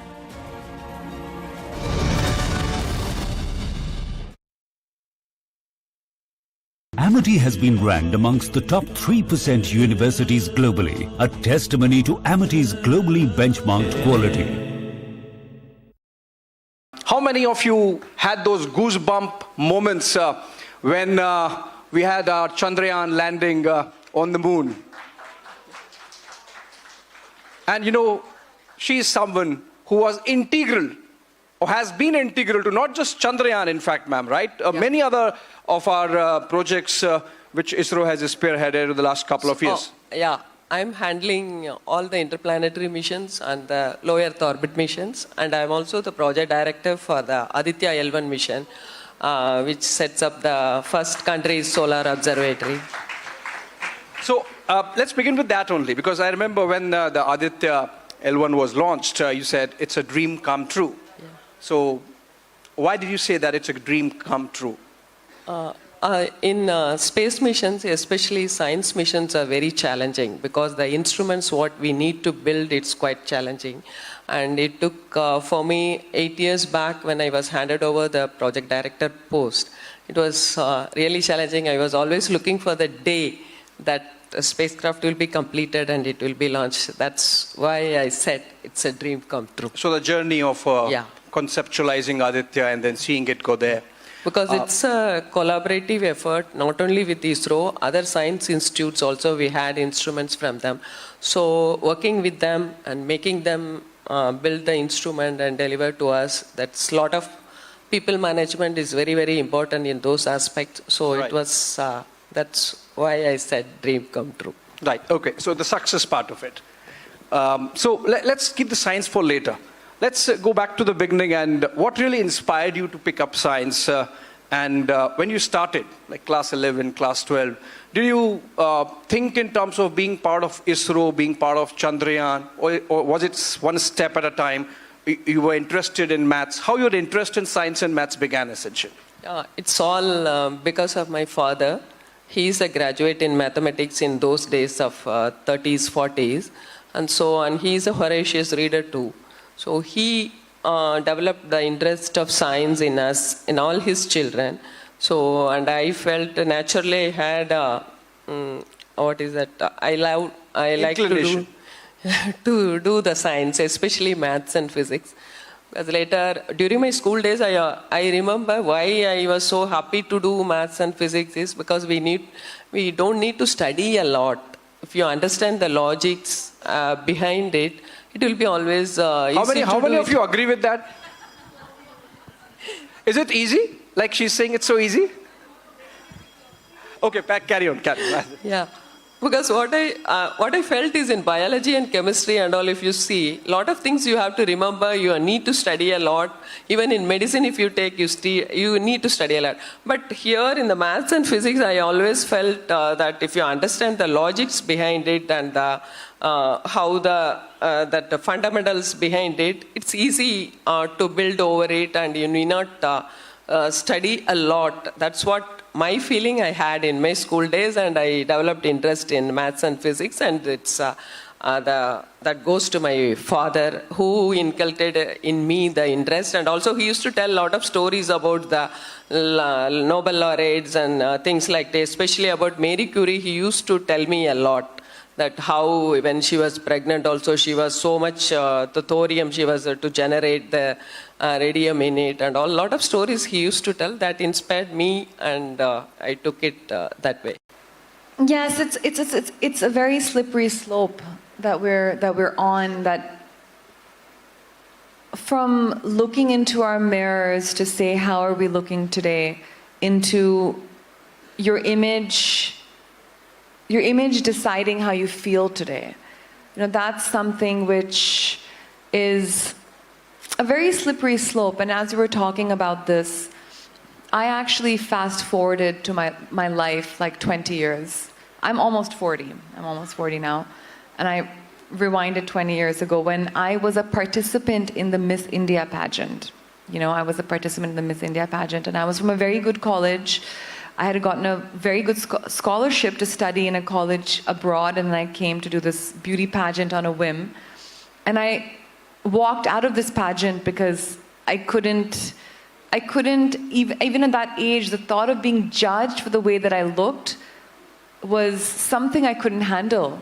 I just couldn't, that wasn't something that sat right. And I actually ended up writing a book about that pageant, which became really a bestseller and kickstarted my career as a writer, and which then further went on to a deeper consciousness about wellness and teaching yoga, and that becoming something that I wanted to give to this world. But it's also the passage of time. For me at that age, thinking that this was the way that I looked would define me, into that journey that this had nothing to do with who I was. And then as you age, you realize even more how fleeting the way that you look is, and how it really doesn't matter. But what's more important is the state of your own mind. And that's what my yoga journey led me to, that it's not the state of my face, it's not the state of my career. Ultimately, what's making me happy is the state of my mind.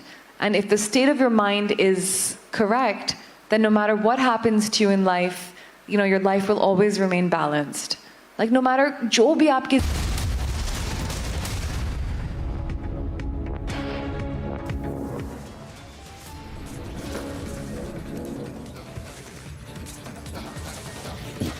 Mega women's uprising in Sandeshkhali. TMC leaders face allegations of sexual exploitation and land grabbing.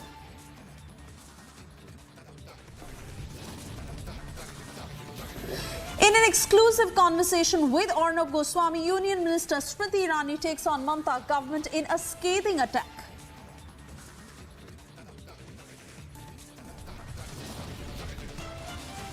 Smriti Irani hits out at TMC. Government says she must step down if she can't maintain law and order.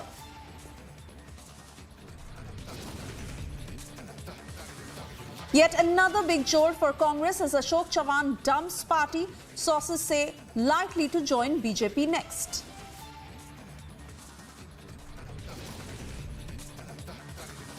"24 hours ahead of Delhi Chalo protest by farmers, Section 144 imposed in national capital.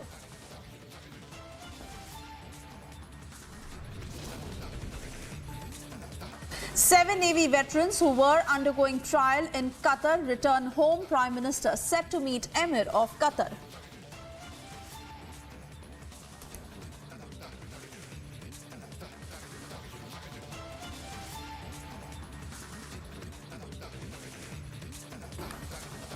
Good evening, you're watching Live and Breaking. I'm Suesha Samant, and first up in this edition, we get you the latest from West Bengal Sandeshkhali, where the women have spoken up. They are alleging systematic sexual exploitation by local TMC leaders, and this comes days after Sandeshkhali witnessed a mega people's uprising over alleged land grabbing by TMC leaders.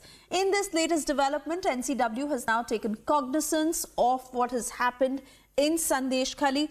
Let's listen to their first-hand stories from the victims themselves.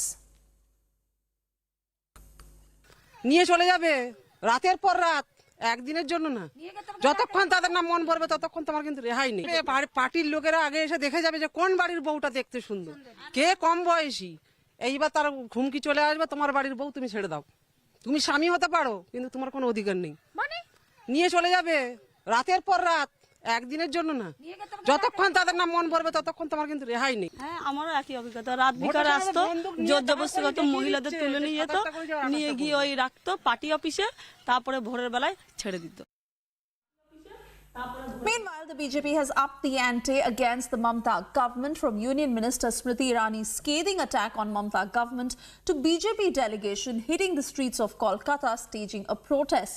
This comes after 6 BJP MLAs, including leader of opposition Suvendu Adhikari, who were suspended from Bengal Assembly for speaking up against the Sandeshkhali horror. Listen in. We are Bharatiya, Hindustani, but Mamata thinking it's a separate country. It's a separate country? Yes. She is totally anti-national. Mamata's anti-national? Yes. She is welcoming Rohingyas in West Bengal. For that reason, she is not providing adequate land to the BSF for barbar fencing completion in border area. Our Chief Minister Mamata Banerjee and our Police Minister Mamata Banerjee is afraid of the BJP opposition. And she is so much afraid that she has stopped our bus, which is, we have been stopped in Calcutta. This is not Sandeshkhali. Sandeshkhali is 60 kilometers away. There is no section 144 over here. But ma'am, what's the reason behind this fierce psychosis of Bengal government? If we go there, you know, many secrets will be unearthed and people will come to know. What kind of secrets? Secrets like the secret that we have come to know that Hindu women and, little children have been taken from, beautiful looking women have been taken by Sheikh Shah Jahan, the criminal who is absconding right now. His bike, Bahini, used to come in motorcycles and pick up women. And these women, Hindu women, used to taken to the TMC office. They were kept over there for 2 days, 3 days, raped, molested, and God knows what happened. Ma'am, one thing, there are so many allegations against this Sheikh Shah Jahan, who is a Trinamool leader, obviously, and also his close aides. But the police didn't have the courage to arrest Sheikh Shah Jahan after Sheikh Shah Jahan instructed his workers to attack on ED officials. Sheikh Shah Jahan is a criminal who is being given support and shelter by Mamata Banerjee. That is the reason when Sheikh Shah Jahan's aides, attack the ED officials, they are not arrested. But when, we BJP MLAs, we want to go and visit our mothers and sisters in Sandeshkhali, we are being stopped. Meanwhile, Bengal governor has also taken stock of the law and order situation in Sandeshkhali area. Bengal Governor CV Ananda Bose is en route. In fact, he was earlier this afternoon. And TMC tried to block his visit by staging a counter-protest on that route, holding a black flag protest. But he managed to speak to the victims on the ground. Listen in to what he said. All the sisters here are my Rakhi sisters. This deep is a Rakhi deep for me. I will do whatever is required to protect their honor and dignity. All the sisters here are my Rakhi sisters. This deep is a Rakhi deep for me. I will do whatever is required to protect their honor and dignity. And the SCST Commission has also taken stock of what has happened in Sandeshkhali. They've written a letter to the Chief Secretary. Listen in to this exclusive conversation with the chairperson of the Commission, Arun Haldar. देखिए, जिस दिन ये घटना मेरे समक्ष में आया है, टीवी में मैंने देख रहा था, जो 2019 में शुरुआत किया ये शाहजहान मोल्ला गुंडाराज कायम किया था, तब मैं बंगाल प्रदेश में अनुसूचित जाति मोर्चा का प्रदेश अध्यक्ष था। अच्छा। मेरे टीम का ये मंडल अध्यक्ष था मिस्टर प्रदीप मंडल, वो उनके अगेंस्ट में बहुत सारे एजिटेशन किया है यार। वो बहुत मेरा टीम का बहुत ही अच्छा कार्यकर्ता था। जब उनके अगेंस्ट में प्रतिवाद किया है, आंदोलन किया है, उसको मर्डर करने का निर्णय लिया। उनका साथ में और 2 लोगों को भी मर्डर कर दिया था। वो मेरा अनुसूचित मोर्चा का टीम का लोग था, प्रदीप मंडल नाम था, छोटा बच्चा था। तब हमारे एक कमीशन का चेयरमैन था ऑनरेबल कठीरे जी, उनसे बात करके पूरा कमीशन का उधर स्पॉट विजिट में गया। मैंने भी था उस टीम में। उस टाइम में वो एरिया में जाने का बाद जो देखा उन्होंने, जो कायम किया है, किसी को बात करने की हिम्मत तक नहीं था। और इस पे पूरा प्रमोट कर रहे थे उस टाइम से तृणमूल कांग्रेस ने उसी एरिया में, एक्चुअली बीजेपी का उधर में बहुत अच्छा संगठन था, उसको तोड़ने के लिए जानबूझ के ये शाहजहान मोल्ला को उन लोगों को लगा दिया था और उस पर कामयाब भी हो गया। लास्ट 3-4 साल से मेरे पास उधर से बहुत सारे रिपोर्ट आ रहा है कि कोई लोग मेरे को कंप्लेन देने की हिम्मत भी नहीं दिखा रहे, इतना डरा धमका के रखा है। उस परिवार को मेरा कमीशन की तरफ से जब मेरे को ऊपर चेयरमैन इंचार्ज का दायित्व मिला है, मैंने खुद उस जगह में फिर स्पॉट विजिट किया है। उस परिवार के पास मैंने खड़ा हुआ है, उसको फिर वही केस को मैं दोबारा रीओपन किया है। रीओपन करने के बंगाल का चीफ सेक्रेटरी डीजीपी के साथ मीटिंग किया है। उसके बाद मैंने आश्चर्य हो गया, तो वही शाहजहान मोल्ला को किस तरह के, जिसका नाम एफआईआर में नंबर 1 में था शाहजहान मोल्ला को, उसको एफआईआर से उनको बरा कर दिया। तो मैंने पूछा कैसे जो मेन कंप्लेन है उसका आप लोग छोड़ दिया है, तो उनका कोई जवाब नहीं दे पाया। मैंने तो जानता है क्योंकि वो चाहता है इनका थ्रू से ही सारे राज उधर में कायम करे। सिर्फ एक ही लालच है उनका, सत्ता के लिए। उधर में 80% SC/ST लोग है, उसी का उधर जिसको संविधान में प्रावधान है, SC/ST लोग जहाँ रहता है, इन लोगों को अलग से स्पेशल उनको प्रोटेक्शन देने का कानून में है। आर्टिकल 338 में संविधान का अंदर इसका एक कानून है, लेकिन उधर में टीएमसी गवर्नमेंट किसी कानून को उन लोग को नहीं मानता है। खुद कर एक एरिया में, एक एरिया के एक इस टाइप का तालिबानी राज कायम करने के लिए एरिया वाइज, सेक्टर वाइज एक लोगों को खड़ा किया है बंगाल में। बहुत सोचने की आवश्यकता है। ये शाहजहान मोल्ला सिर्फ वो लोगों को डरा धमकाने का काम नहीं किया, मर्डर तो करने का उनका हैबिट है, लेकिन लास्ट में अभी जो हुआ है, अपना खुद का दल का भी अनुसूचित जाति वर्गों का लोग ही है ज़्यादा से ज़्यादा, उसको टारगेट बना के महिलाओं के ऊपर जो अत्याचार कर रहे हैं, ये तालिबान राज को भी उनको फेल कर दिया। तालिबान जाने का जरूरत नहीं है। आप लोग अगर चाहे तो एयरपोर्ट से मात्र 2-2.5 घंटा का रास्ता है कलकत्ता से, उधर जाके एक लोगों को पूछिए जो क्या चल रहा है बंगाल में, क्या राज बना के रहेगा। वही शाहजहान मोल्ला कुछ दिन पहले ईडी के ऊपर भी हमला किया है। अभी वो लोग फरार होके इधर उधर घूम रहे हैं। पूरे शेल्टर भी अभी भी उधर का पुलिस प्रशासन लोकल क्रिमिनल को लेके वो भी उधर ही है, कहीं भी नहीं गया है। जो बोल रहे हैं भाग गया, लेकिन इस तरह का जगह उन्होंने बना के रखा है। Time now for a short commercial break. On the other side, 24 hours ahead of the Delhi Chalo protest by farmers, Section 144 has been imposed in the national capital.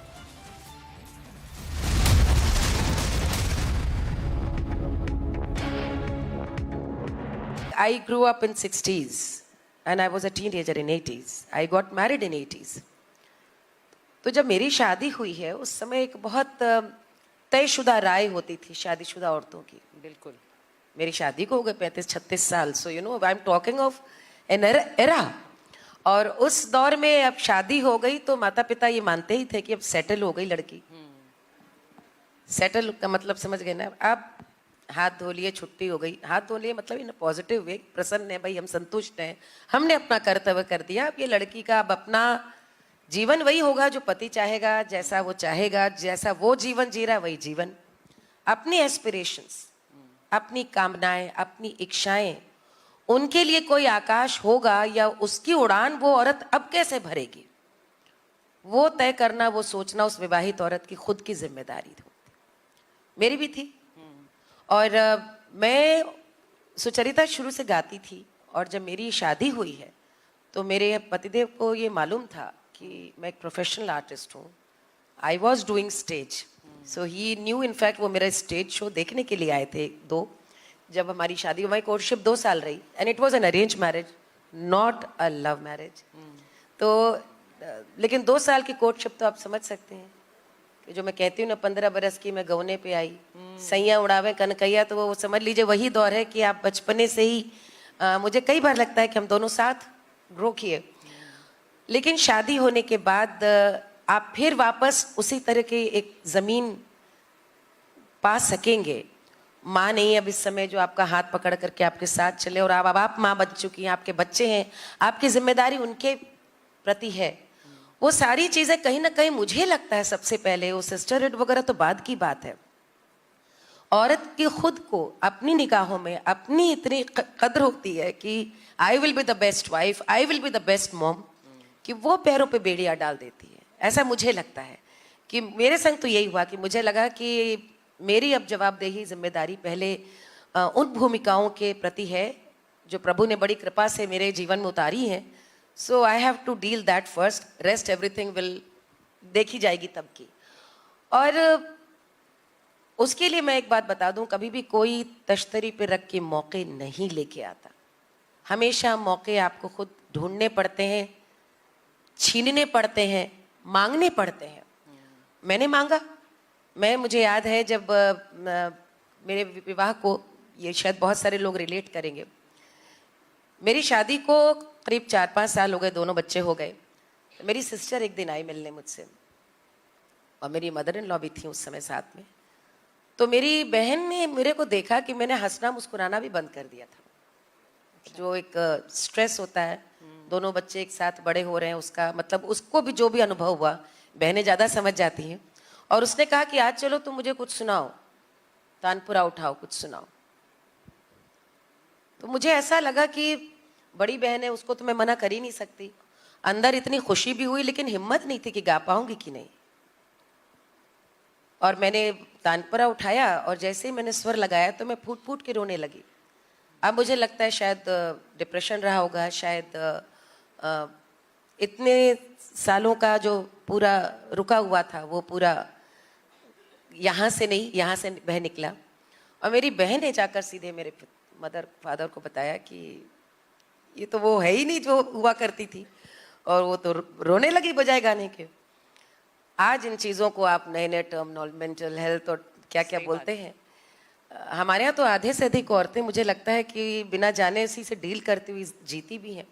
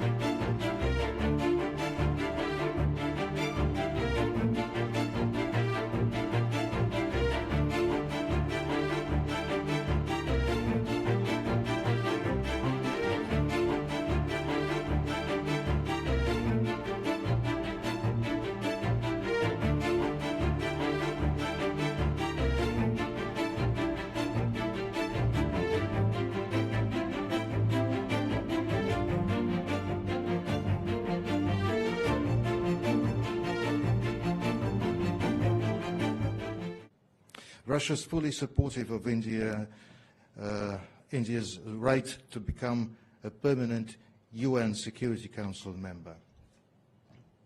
This topic was also discussed in depth between the foreign ministers in December.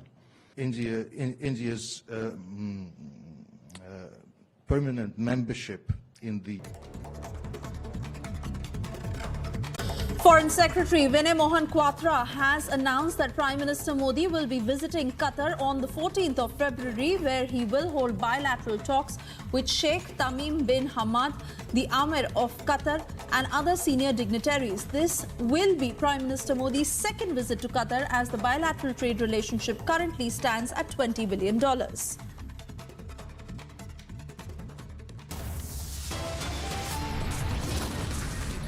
Time now for a short commercial break. On the other side, mega women's uprising in Sandeshkhali. TMC leaders face allegations of sexual exploitation and land grabbing.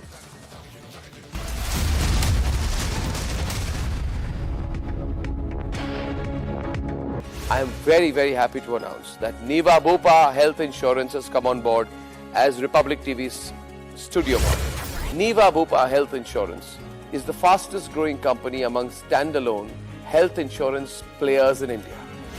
It has also provided health insurance coverage to 1.1 crore people in India and settled over 15 lakh claims, processing one claim every 60 seconds. So we are delighted to be partnering with them.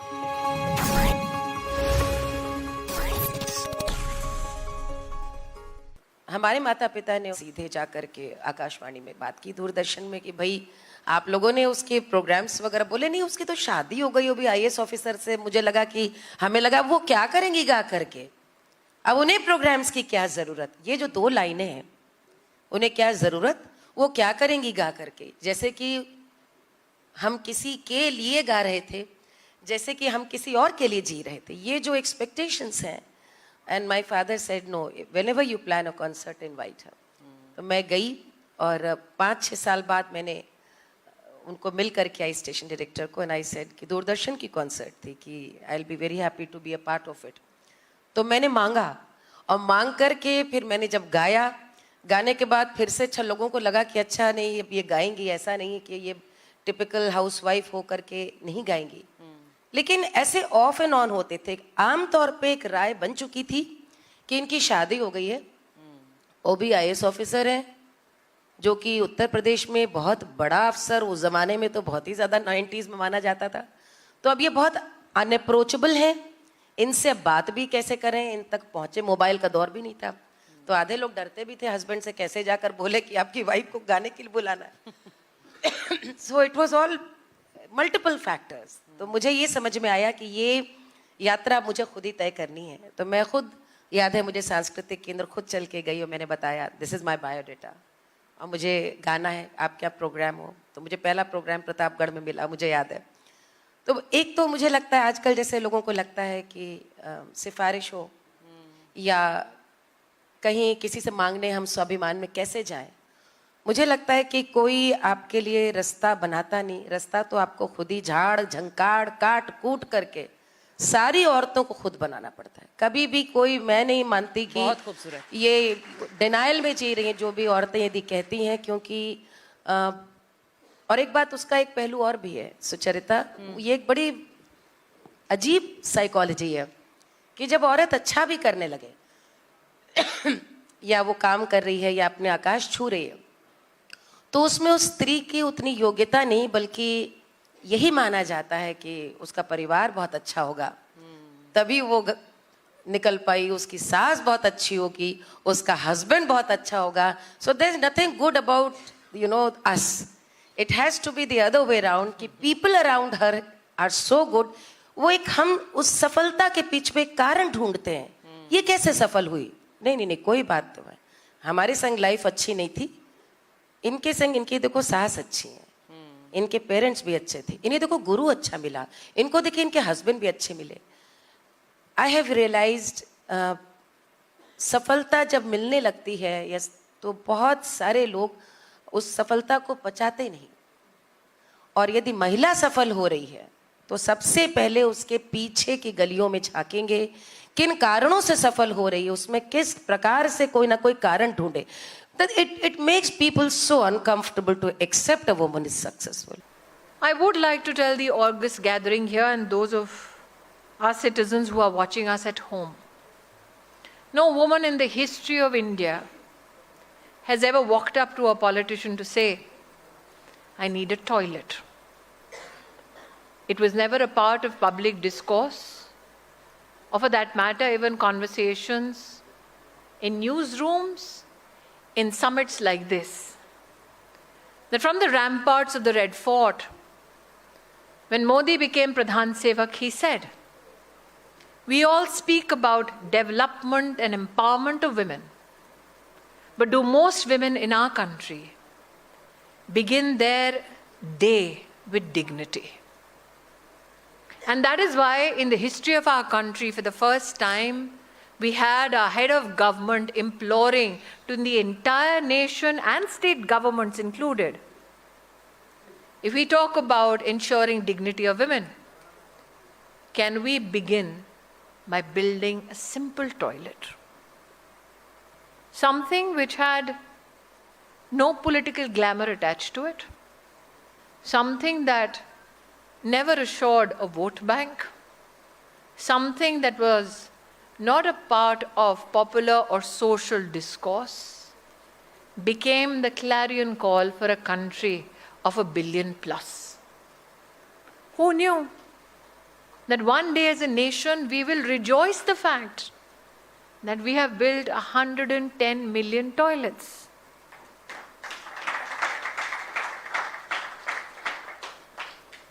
But what was the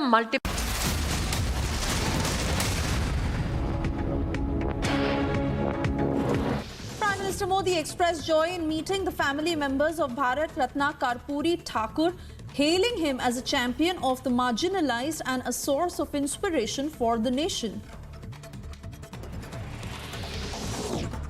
Uttarakhand Chief Minister Pushkar Singh Dhami led the inauguration of 158 development schemes during the Nari Shakti Mahotsav in Haridwar in an effort towards women empowerment and socio-economic development.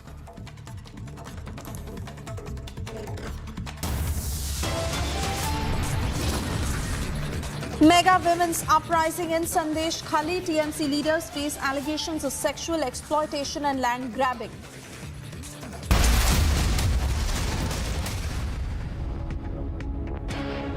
Amity has been ranked amongst the top 3% universities globally, a testimony to Amity's globally benchmarked quality. हर बहन के खाते में 1000 रुपए डालना शुरू किए, कुपोषण खत्म हो गया, फिर लाडली बहना योजना। सामाजिक सशक्तिकरण का उदाहरण है लाडली लक्ष्मी जैसी योजना, या जो मैंने कहा देखिए एक दर्द देखा बहनों की जिंदगी में। जैसे मैंने देखा कि मजदूर बहन, हम लोग राजस्थान में भी देखते हो, कई घंटे काम करती थी और कई बार बेटा बेटी को जन्म देने के 2-2 दिन पहले तक काम करती थी, और बेटा बेटी को जन्म देने के बाद 8 दिन भी आराम नहीं करती थी और फिर खेतों में मजदूरी शुरू कर देती थी। बेटा बेटी को खेत की मेड़ पर रख देती थी या घर छोड़ देती थी।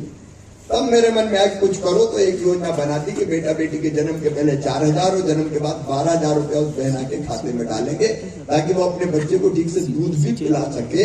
हमें 50% रिजर्वेशन हमने सबसे पहले मध्य प्रदेश ने दिया। आधी सरपंच बहनें होंगी, आधी मेयर बहनें होंगी, आधी जिला पंचायत अध्यक्ष बहनें होंगी। और जब हमने ये किया तो बड़ी संख्या में बहनें चुन के आई और सरकार चलाने का काम करने लगी। फिर मेरे मन में एक बात और आई कि संपत्ति अक्सर खरीदी जाती है परिवार के पुरुष के नाम पे, महिला के नाम पे कोई नहीं खरीदता। तो मैंने एक ट्रिक अपनाई कि अगर बहन के नाम से, महिला के नाम से संपत्ति खरीदोगे तो स्टाम्प शुल्क जो लगता है, रजिस्ट्री का पैसा लगता है, वो केवल 1% लगेगा। पुरुष के नाम पे खरीदोगे तो 5% लगेगा। अब रजिस्ट्री का पैसा बचाने के लिए बहन के नाम पर 1000 रुपया डालना शुरू किए तो उनके यहाँ परिवार में कुपोषण खत्म हो गया, पोषण का स्तर सुधर गया। तो मेरे मन में एक बात आई कि हर बहन के खाते में अगर हर महीना पैसा जाएगा तो बहन पैसे का दुरुपयोग नहीं करेगी। अगर पुरुष को दे दो तो दारू पी के भी इधर उधर वेस्ट कर सकता है, लेकिन बहन कभी नहीं करेगी। और इसलिए हमने खाते में पैसा डालना शुरू किया, लाडली बहना योजना बना के 1000 से शुरू किया, अभी 1250 रुपया। practitioners like you, you're out there, you're putting out the message on nutrition, on yoga. So much emphasis is laid on me time, connecting with yourself, taking a walk in the woods, meditating. Would you, in equal force, put out the message of taking a digital detox every now and then? Yes. So let's talk about what the mind is. The mind is an instrument. It's an instrument by which you understand your external world. Now this instrument, how it is getting influenced, A, and how it is finding stillness, where you find your happiness, is B. If you are constantly distracted by a WhatsApp message, by a phone, by an Instagram post, by a Facebook, what happens is your mind is constantly bombarding you with negativity. Now, why I say negativity is because the mind does not give you any positive information, and this is not I'm quoting from myself, these are things which I'm quoting from the Vedas.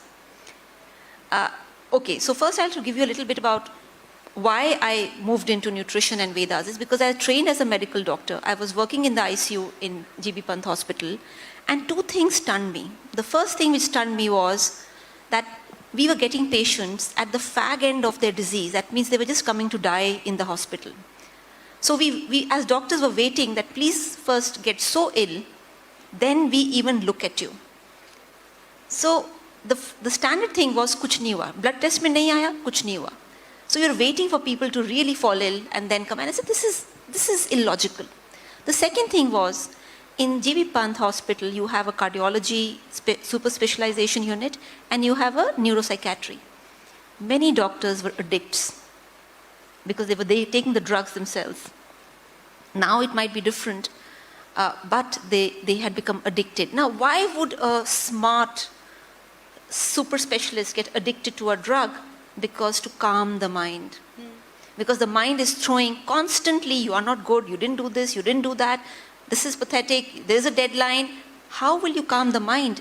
Now, the reason why we are talking about mental health is thanks to technology. I'm not saying technology is good or bad. Technology is like a knife. You have to know how to use it. You cannot be a slave to technology. You cannot be a slave to your mind. And technology disrupts your mind. Technology, even if you're constantly on the phone, will disrupt your breathing. And if your breathing is disrupted, your complete energy engine is disrupted. So what I'm trying to say is that many people, you send them a message, within seconds they will reply. Why? Why should they reply within seconds? Why? Because they get gratification. Oh, you're so quick. So for that, so the society is telling you quick responses mean you're good. But what is this whole quick response about? It is about the need of somebody to reach out to you at their demand. So you are on demand, you're playing on demand.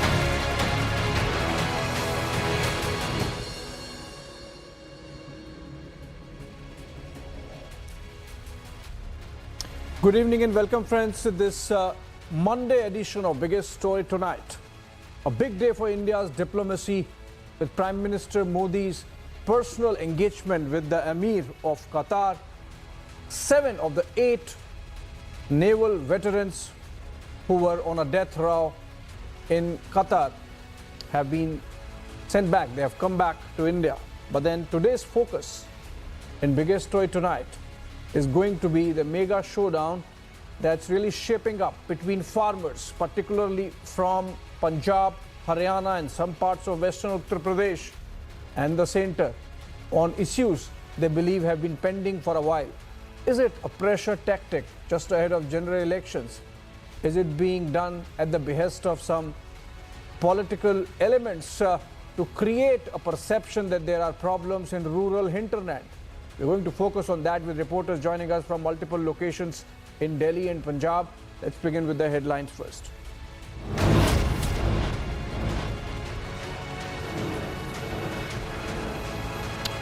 Mega women's uprising in Sandeshkhali. TMC leaders face allegations of sexual exploitation and land grabbing.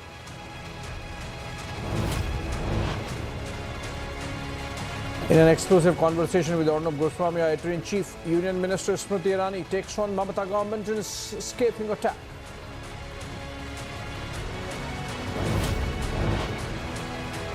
Irani hits out at TMC government, says she must step down. Mamata must step down if she can't maintain law and order.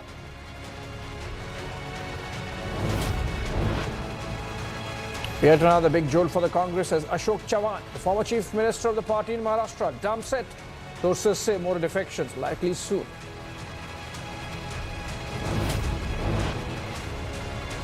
"24 hours ahead of the Delhi Chalo protest by farmers, Section 144 imposed in the national capital.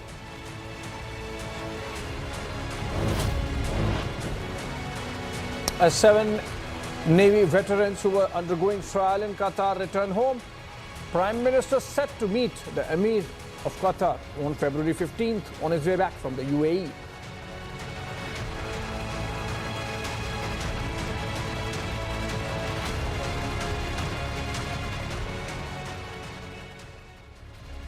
All right, welcome back, friends. Security has been intensified along with Delhi's borders, and the reason is kind of mobilization we are seeing of farmers from Punjab and Haryana and some parts of western Uttar Pradesh, borders of Delhi at Singhu, Tickri, Ghazipur, etc.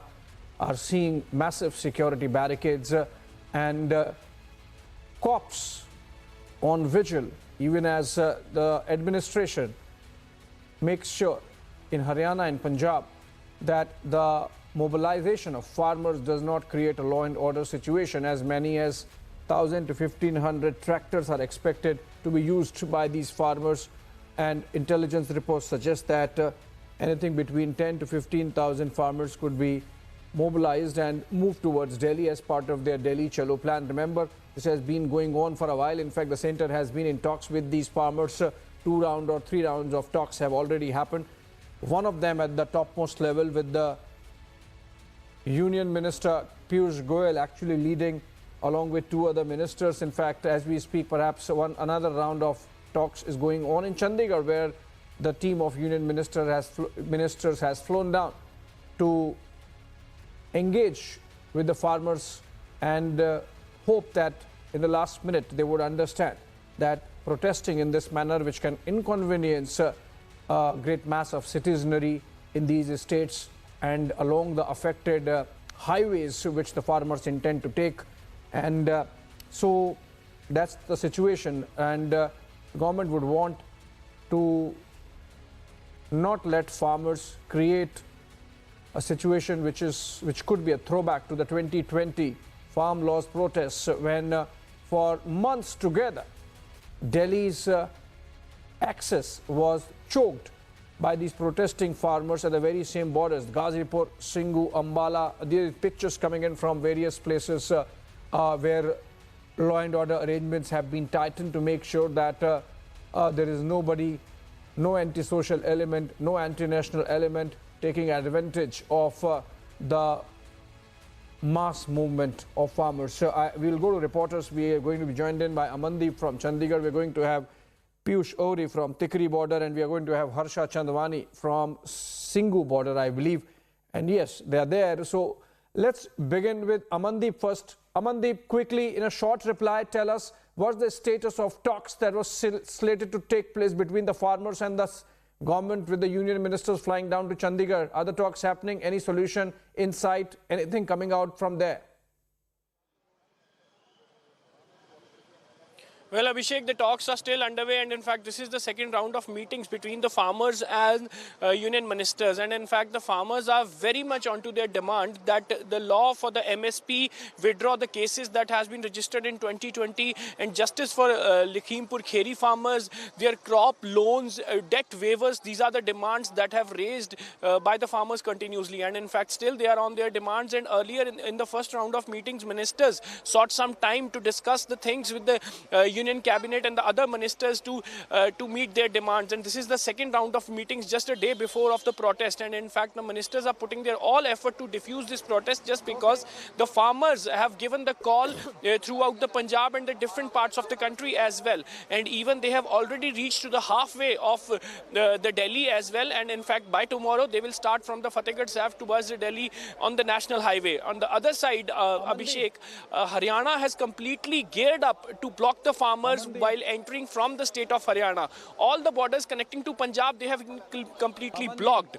64 paramilitary companies has been deployed on the road. 50 reserve police companies has been deployed. 3 companies of gear with the gears, they have also been deployed. The main striking point is the Shambhu border, which is actually located on the Delhi-Amritsar highway. And in fact, the Shambhu border has been completely walled by the Haryana police with the cemented walls as well as the spikes. And in fact, the 7 layer of security has also put in place. But all eyes are on this meeting, what is going to happen and what would be the outcome, just because so far the talks are still underway. Almost 17 Kisan leaders have participated into the talks, and in fact the ministers are negotiating the talks to diffuse the protest. But the farmers are very much adamant to remain on their demands that either they are going to implement or not.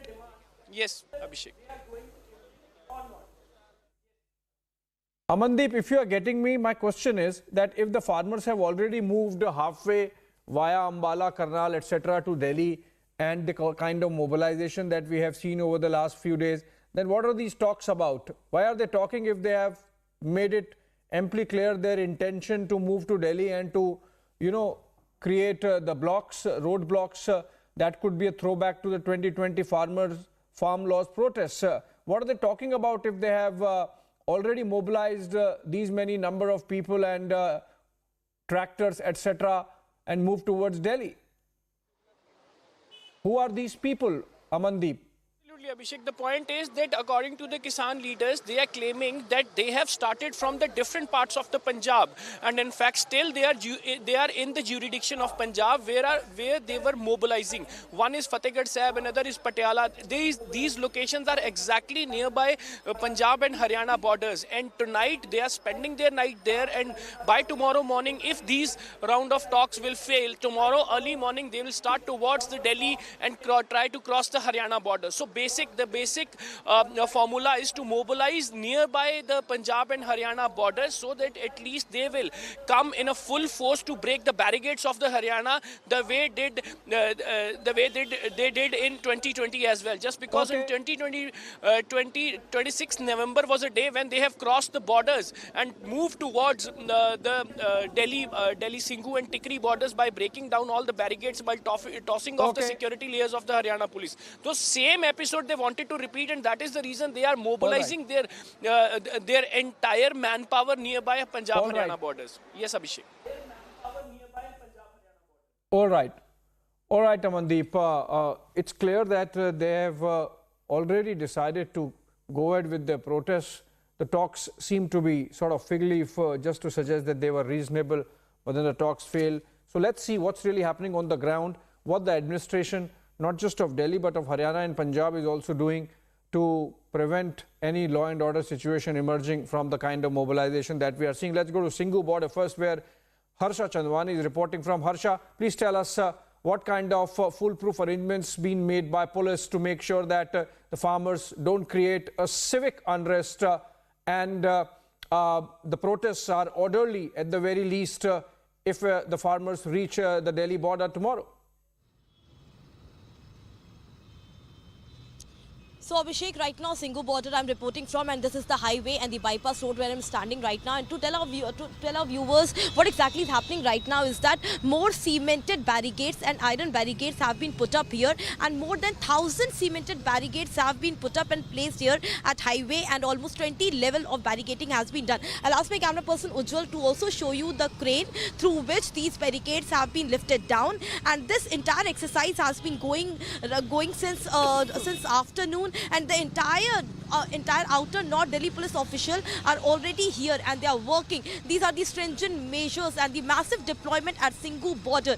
Also Abhishek, because of this, there's a huge traffic jam and congestion also, because there are 10 level of barricading from Sonipat to Singhu border and the bypass road, and that is the reason this stretch of 5 kilometers, the commuters are completing this stretch in almost 2.5 hours. This entire traffic jam, what we have seen is from past 2 hours, the vehicles are not moving. It is because of, I'll take my cameraman Ujjwal over there, because you can see the entire team of Delhi Police Outer North has gathered here, because on the other side of the road, through cranes, the cemented barricades and the iron barricades are being put up on road. And this entire night, this entire section and this highway will be blocked, and the diversion will be done through village side, and therefore commuters are being continuously asked not to use this very particular highway. And as you can see in visuals, RAF, CRPF, CISF and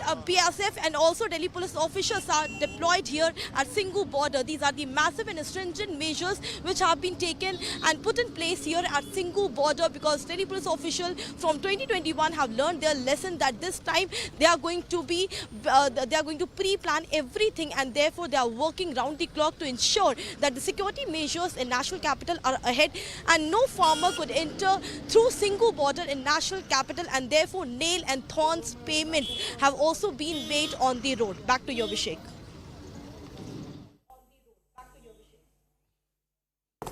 All right, let me also go to Piyush Ohri. He's at the Tickri border. Piyush, the cops have been preparing for this for a while now. If you can tell us, are they confident that they are going to be able to prevent the farmers from creating a civic nuisance even as they exercise their right to protest and their freedom of expression? And if yes, what arrangements have been made so that the Delhiites, people in Delhi, people wanting to come to Delhi, people needing medical attention, traveling in ambulances from those regions of Haryana and Western Uttar Pradesh close to Delhi, they are not inconvenienced? So yes, Abhishek, what I can tell you is that yes, not only the Delhi police but also a large number of CRPF officials are over here at Tickri border, a very important border which connects West Delhi to Badargod, Jhajjar and Rohtak from here beyond. So thereby you see that not only the Delhi police officials but also a large number of paramilitary forces like CRPF are present over here. And just like Singhu border, as what was mentioned by my colleagues Harsha, there are also containers, there are also cemented walls, there are also barricades with fence wires being kept over here. But you raised a very important point, Abhishek, that does these blockades actually cause inconvenience? Yes, it does cause inconvenience. There are ample amount of measures that are being formed to make sure that the farmers do share their grievances and they do have the right to protest. But on the other side, there is also one part of how the shopkeepers, petrol owners, commuters over here are facing inconveniences. Because of the blockade which are being caused over here, you are seeing that how a lot of the shop owners are forced to be there in their home, and there have also been instances earlier in the occasion that how residents over here died because of sudden cardiac arrest. So yes, a reason because of the reason because these blockades, there is also an inconvenience caused to the residents over here, and their inconveniences also needs to be highlighted equally as we share the grievances of the farmers that might protest now starting from tomorrow. Back to the studio. Okay, thank you so much, Piyush Ohri, and of course before that, Harsha Chandwani and Amandeep from Chandigarh for bringing us up to speed with the kind of situation that's there on the ground, as also the talks that are going on in Chandigarh between the centre and these protesting farmers. Let's listen to some of these reactions and the kind of political face-off that's been happening on the issue over the last few days, but the voices from today, of course. बातचीत चल रही है। 3 मंत्री केंद्र सरकार के दिल्ली से चलकर चंडीगढ़ आए हैं। पहले दौर की वार्ता हो चुकी है और अब दूसरे दौर की वार्ता भी होने जा रही है। फिर मंत्री आ रहे हैं और मुझे पूरी उम्मीद है कि बातचीत से बड़े-बड़े मसले हल होते हैं और ये मसला भी हल हो जाएगा। मीटिंग के बाद ही है। अगर सरकार कोई जैसे हमने आशा मैंने बोला भी अगर स्वयं प्रधानमंत्री जी कोशिश करें तो ये देश के किसान मजदूर से जैसे 75 साल होते हमें MSP खरीद की गारंटी का कानून नहीं दिया गया, उसके ऊपर बात कर उसको कोई कैसा करे, कोई नोटिफिकेशन हो, कुछ इस तरह के हो। उसके बाद डॉक्टर स्वामीनाथन कमीशन की जो रिपोर्ट है C2 प्लस 50%, उसके हिसाब से हमें दाम मिले फसलों के।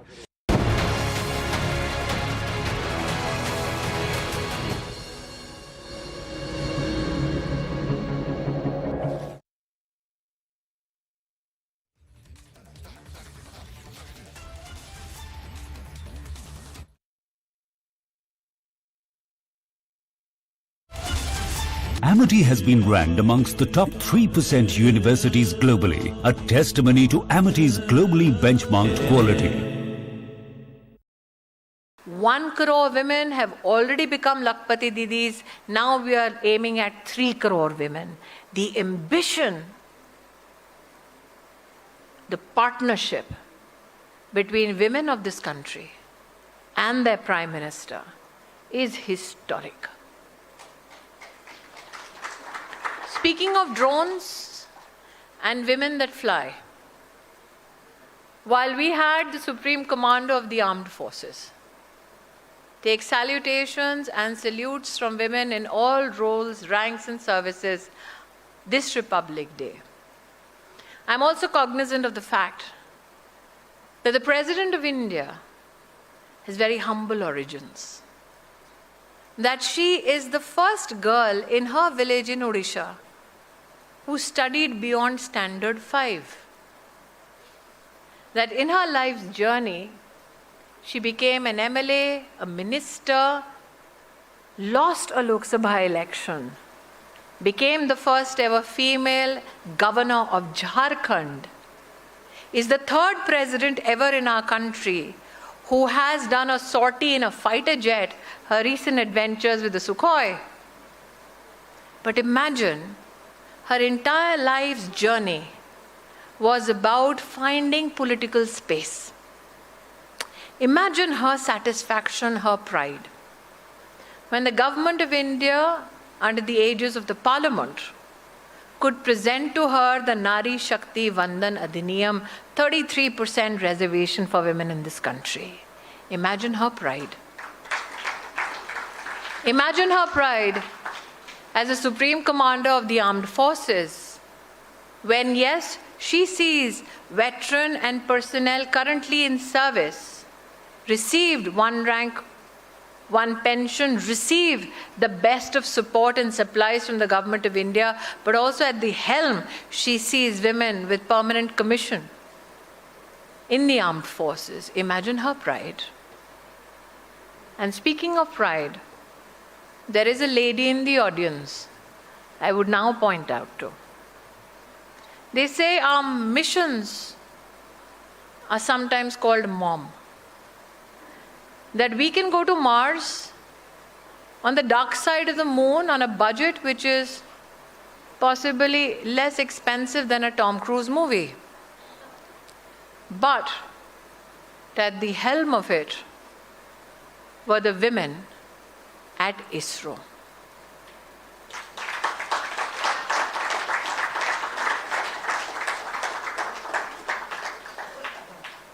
The lady who, not from the lens of gender, but from the lens of science, looked at the sun, and sitting here bright amongst us, Nigar Shahji, a big round of applause for her.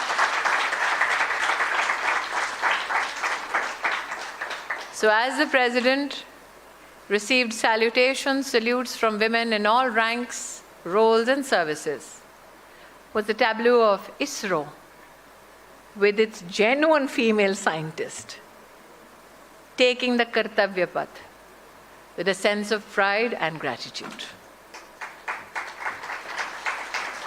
And these are the stories that make this summit special.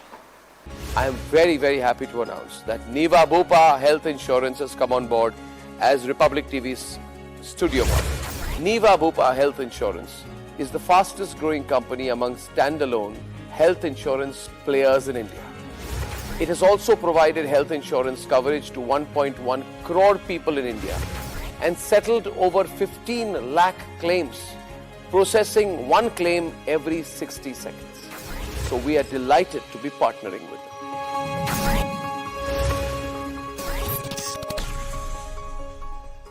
One is told to make a choice between being a lawyer, being a successful lawyer, and also choosing and being a homemaker. How do you look at that? And I also want to add to what Dr. Anand said. You were in the forefront of the Permanent Commission for Women being given in the army. It's a case we've seen you very closely fight. Even in the army, therefore, there is this sort of tug of war where inclusion is not as spontaneous as it could be. It has been a long journey and a really tough one, but I must tell you the change is inevitable, and change is very, very, it's very palpable also. So struggle that, women, incredible women before us had, ma'am was the second additional Solicitor General ever as a woman to be on this post, and I'm following her as a fourth one. So, the journey of women ahead of us has been tougher. The journey of young women behind us who are walking the same path is a little bit easier. And I want to tell you with my own example, in the first 5 years of my profession, clients would come to my office and say, "Ye ladki kya kar legi? Is ladki se nahi hoga." And, 4 years back when I became an additional Solicitor General, I had to give up my private clients, and they told me, "Why don't you suggest a woman lawyer? Because we find that women lawyers are more sincere and more dedicated to their work." I think that change was incredible. And today, many of us, so we had to make that choice between either having a family till our generation. If you want to have a career, then you can't expect to have a family. And if you want to have a family, be a family woman. But today, I see a lot of younger women lawyers having family, walking with grace, their counterparts. Their spouses, their partners actually helping out with raising the next generation. So Justice RBG, the famous Ruth Bader Ginsburg, had famously said that the real change will really happen when men become equal stakeholders in raising the next generation. One thing I must say, for men in any field, they just need to be meritorious. For women, you need to be meritorious, and you need to have strong support system at home, because at home is where it really counts. And what the trouble is, most young girls get their wings clipped at home. So if you clip your daughter's wings at home, if you clip her, if you put her dreams into a box and you don't allow her to take a flight, she can't go out in the society and take that flight. She can't be a contributor to the nation. She can't be nation building tomorrow. You've clipped her wings already. If you become the...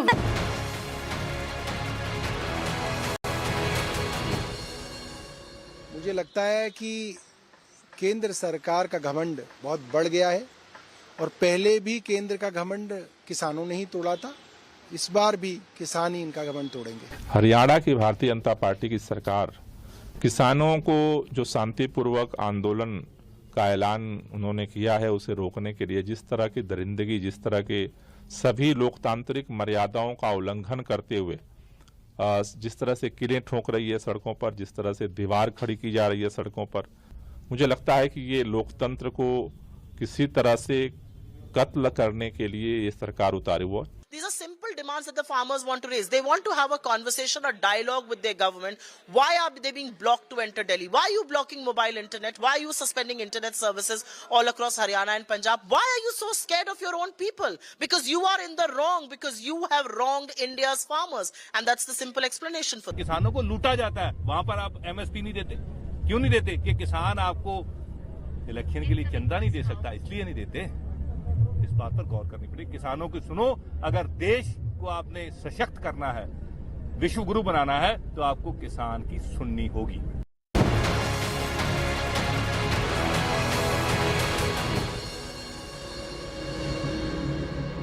About 100 years ago, less than 100 years ago, even mirrors were not usual. Many people did not have mirrors in their home. Most people had never seen their own face. This is less than 100 years ago. Can you imagine? that mirrors were it was a very rare thing. Only very, very wealthy people may have a mirror or what you call a looking glass in their homes. So, aap ye sochiye ki 100 years ago, most people never even looked at their own face. And now look what's happening today. Meaning, how many times do we look at our own face? Every single day. How many times? You know, so it's a huge shift. It's a huge mental shift in the way that we're thinking about ourselves. And this way of thinking is affecting so many parts of our life. And I actually am very concerned about the young people growing up today, because when we grew up, we didn't have cell phones. We didn't have access to the internet. I mean, I got my first phone when I went to college, and itna bada sa, I remember it was itna bada sa Nokia phone. So we never grew up with phones, but today's children who are continuously on screens and are always looking at themselves from the time they're less than 1 year old, doing FaceTime. They're all doing FaceTime with their family members, and they mostly love it because they're seeing pictures of themselves. It's a very, very new, it's an entirely new neurological connection in our brain. So it's quite a dangerous place, a dangerous territory that we're really in, that we're treading. That is exactly what I want to touch upon, because needless to say, the selfie culture has induced beauty standards. And beauty and the beauty industry has a whole new face to it as this is kicked in. You have a self-perception, self-image, and sometimes you think that you're falling short of it. You feel inadequate. You think in that sense, we need to very consciously draw a line of what our self-care practice should be and how we can responsibly practice a selfie culture? I think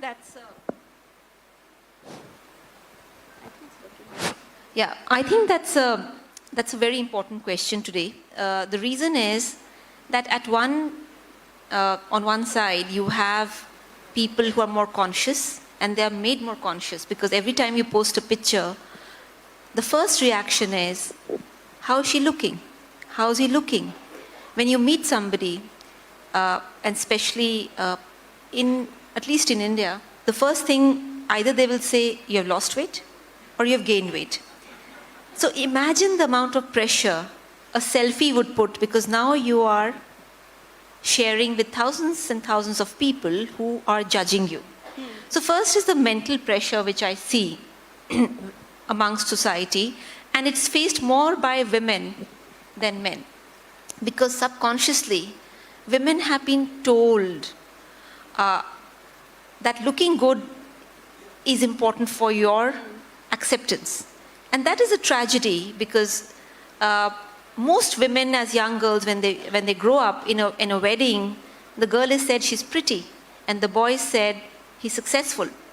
And that's a tragedy, because a lot of women have worked hard in their professions, and yet they are measured for how they look. Now, the point number 2 is the quick fix.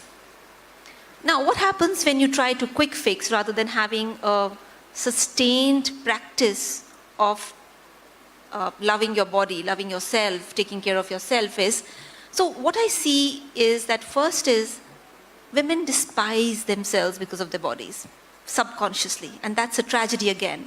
Because when you despise yourself, you open the doors for surgeries. You open the doors for all kinds of surgeries, which could be from physical correction, cosmetic correction, which you don't need.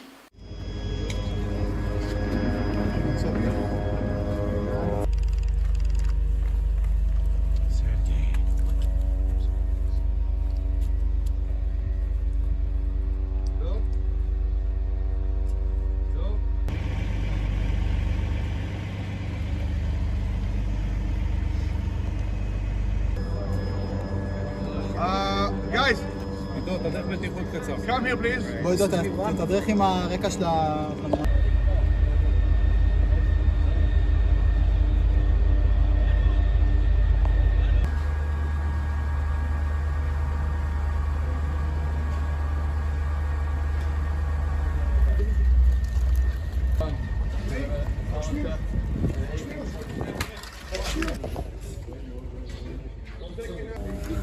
This goes now 20 meters deep.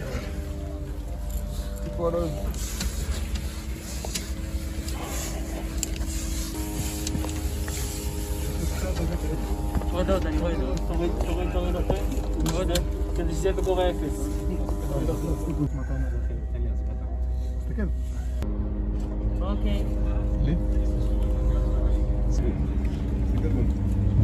This goes inside, this goes inside. Want to see the next stop is in the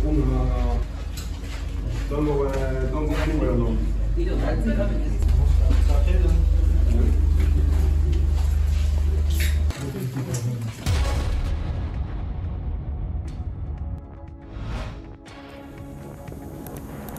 Viewers, it's time for some Fast 50. I'm Shivangi Shukla. Let's get started. Allegations have been levied on the TMC leaders of sexual exploitation and land grabbing in Sandeshkhali, West Bengal. Sandeshkhali is making headlines once again, at this time over alleged systematic sexual exploitation against women by TMC goons.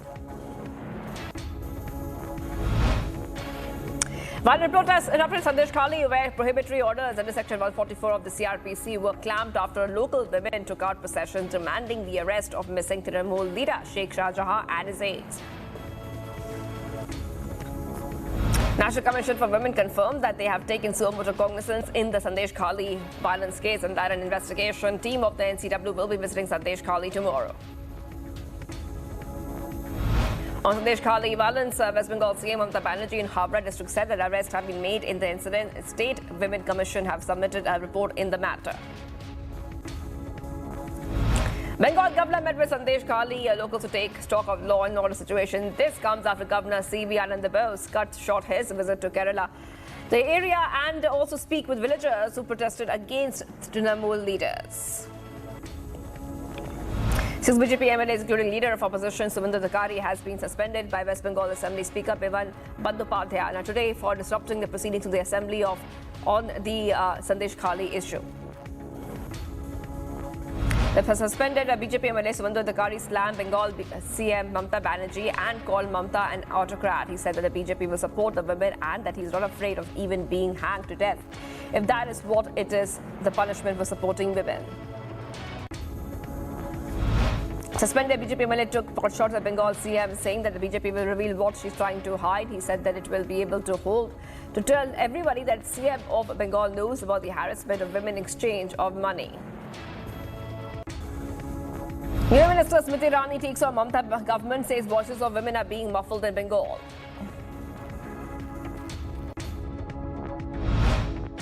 These are the women of Sandeshkhali who are crying out for help, for protection. Mamata Bandyopadhyay is known for the genocide of Hindus. That she will now allow her men to pick out Hindu young married women. National Commission for Scheduled Caste Chair Arun Haldar has accused Sheikh Shah Jahan of criminal activities, stating that his trial will commence under the NIA Act. Nitish government will win floor test with the support of 129 ND MLAs, 0 in opposition. Meanwhile, the opposition walked out from the State Assembly. Passing the Bihar floor test, JDU MLA Leshri Singh said that the opposition did not have the numbers. She said that although the opposition leaders had given a slogan, "Khela hoga," but they could not play and failed. On Nitish's win in the floor test, Congress MLA Dr. Shakil Ahmed Khan said that despite winning, the heads of the BJP-JDU alliance are hanging in shame. He said that when politics is done with deceit and deception and without ideology, this is what happens. Another big withdrawal for Congress as Ashok Chavan dumps party, so they say he's now likely to join BJP next. When asked if he will be joining BJP, former Maharashtra CM Ashok Chavan has said that he will tell the media in 48 hours after resigning from the Congress. Former Maharashtra CM Ashok Chavan said that he did not have a word with a single MLA of Congress party. A Congress leader has said that Ashok Chavan's resignation is shocking. He said that the reason for Chavan's resignation is the sudden and it's not clear. He said that the voters will teach BJP a lesson for breaking the Congress party. Ahead of Delhi Chalo march by the agitated farmers, the Delhi Traffic Police has issued an advisory for the commuters and Section 144 has been levied. Farmers from Punjab, Haryana and UP have called for the march on Feb 13 to demand a law guaranteeing MSP for their produce. General Secretary of Punjab Kisan Mazdoor Sangharsh Committee, Sarwan Singh, has said that if the Prime Minister tries, he can win the hearts of the farmers. This comes ahead of the farmers' protest set to take place tomorrow. On farmers' protest, Haryana Home Minister Nivij said that 3 ministers of the central government have come to Chandigarh and talks of the first round have been done and that he's hopeful that this issue will be resolved soon. Uttarakhand CM Pushkar Singh Dhami made a big announcement regarding Haldwani violence and said police station will open in Haldwani where violence took place. 7 Navy veterans who are undergoing trial in Qatar returned home. Prime Minister Modi is set to meet the Emir of Qatar on Feb 14th. Prime Minister Modi distributed more than 1 lakh appointment letters to the newly inducted recruits via video conferencing. The Prime Minister also laid the foundation stone of Phase 1 of the integrated complex Karma Yogi Bhavan in the national capital. PM Modi has highlighted the fast pace with which the centre is recruiting youth to government jobs as compared to previous administrations where bureaucratic delays were common due to bribery. PM has praised the transparency in recruitment for allotting jobs. युवाओं को भारत सरकार में नौकरी देने का अभियान लगातार तेज गति से चल रहा है। पहले की सरकारों में नौकरी के लिए विज्ञापन जारी होने से लेकर नियुक्ति पत्र देने तक बहुत लंबा समय लग जाता था। Rouse Avenue Court has granted interim bail to Manish Sisodia for 3 days between 13 and 15 Feb. Sisodia, who was accused in the Delhi liquor scam case, sought interim bail to attend his niece's wedding in Lucknow. Delhi CM Arvind Kejriwal, accompanied by Punjab CM Bhagwant Mann and their families, visited Ram Temple in Ayodhya. Speaking of the experience, Kejriwal stated that they felt an indescribable calm by offering prayers to Ram Lalla. Tamil Nadu Governor R.N. Ravi has refused to read out the customary address on the opening day of the Legislative Assembly session. Today, he said that the customary address contained numerous passages which he disagreed on factual and moral grounds. Uttarakhand CM Pushkar Singh Dhami led the inauguration of 150 development schemes during the Nari Shakti Mahotsav in Haridwar in an effort towards women empowerment and socio-economic development. PM Modi and Sri Lankan President Ranil Wickremesinghe and Mauritius Prime Minister have participated in launch of UPI services in Sri Lanka and Mauritius via video conferencing. Mauritius Prime Minister has now announced the launch of co-branded RuPay card and emphasizing enhanced bilateral ties and digital transformations efforts during a milestone occasion. After the launch of UPI in Sri Lanka and Mauritius, the first UPI transaction was conducted by Indian citizens in Sri Lanka. Indian Foreign Minister has now visited Damascus, including talks with Syrian President Assad and foreign counterpart.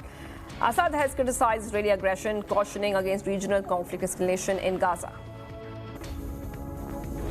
In central Gaza, Palestinians are trying to navigate ongoing electricity cuts by relying on solar panels. Residents are offering charging services for cell phones and power banks to cope with the situation. Israeli military has rescued 2 hostages from captivity in the Gaza Strip. The operation took place in Rafah, where with both men found in good medical condition. They are among the 136 hostages believed to be held by Hamas. Additional Israeli airstrikes have bombarded Rafah near the Kuwait hospital amidst ongoing conflict. The casualties were rushed for treatment as violence escalates in the region, where 1.4 million Palestinians are seeking refuge from the Israel-Hamas war.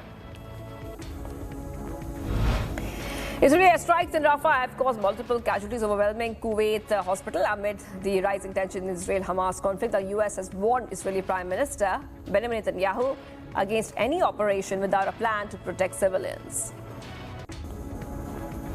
European Union High Representative Joseph Borrell has warned Israel over disproportionate actions against Gaza Strip. As military action is ongoing, he asked Israel to protect civilian life and work towards a ceasefire.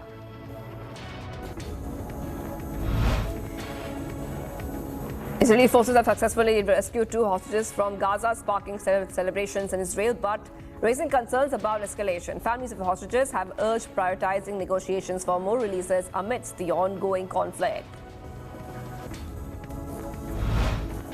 Hospital officials in Rafah have claimed that at least 50 people were killed in airstrikes that accompanied an Israeli hostage operation. Residents in the area attacked by strikes had said that there were at least 17 to 18 strikes fired by Israel, followed by clashes that left people running for shelter. After Israeli military conducted raids in Gaza, military spokesperson says that the complex rescue operation took place in Rafah. He also confirmed that 100 hostages still remain in Hamas captivity. Yemen's Houthi rebels backed by Iran claim to have targeted a U.S. flagship in the Red Sea with naval missiles. The attack occurred at the Bab el-Mandeb Strait with no reported injuries as the ship continued its journey.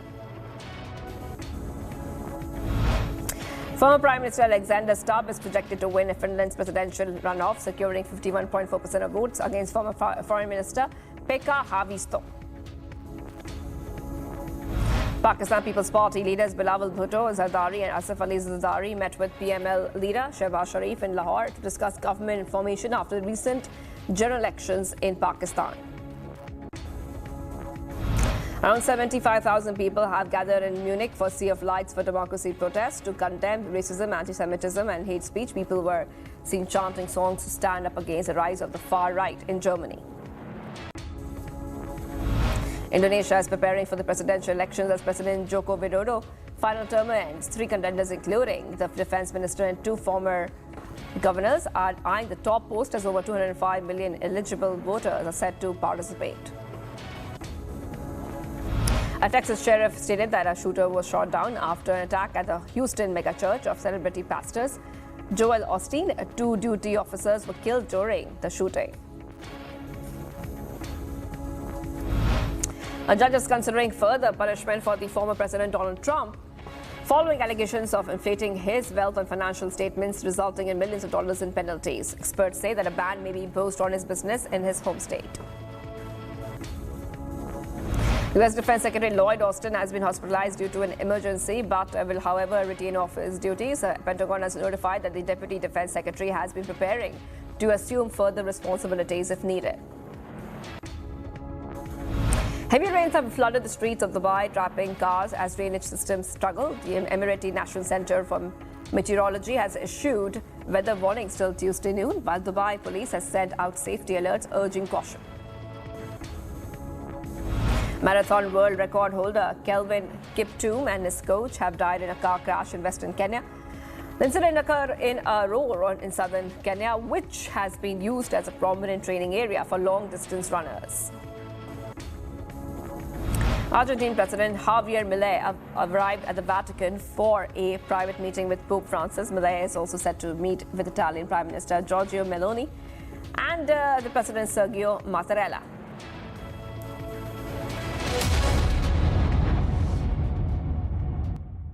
Amity has been ranked amongst the top 3% universities globally, a testimony to Amity's globally benchmarked quality.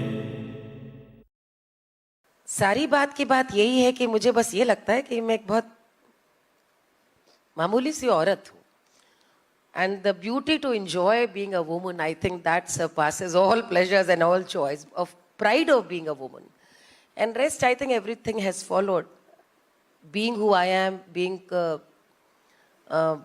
person I am. आपने पूरी यात्रा पूछी. बहुत पुरानी यात्रा है, कई वर्षों की. आज चलते हुए ये लगता है जैसे कई जन्म जीत लिए हो, कई जन्म जी लिए हो, और कई चित्र उसमें, कई छवियां याद आती हैं. सबसे पहले माता पिता का एक ऐसी परवरिश याद आती है जहां कभी भी कोई फर्क नहीं था लड़का लड़की में. और मैं हमेशा एक बात किस्सा याद करती हूँ और बताती हूँ कि जब मेरा जन्म हुआ कन्नौज में, तो पिताजी जब वहाँ पर पहुँचे, वो कानपुर में पोस्टेड थे, तो और मैं पैदा हो गई तो उन्हें पता चला, तब वो वहाँ से वहाँ पहुँचे। तो आते ही उन्होंने अपनी सास यानी मेरी नानी से कहा कि अम्मा तुमने बंदूकें छुड़वाई कि नहीं।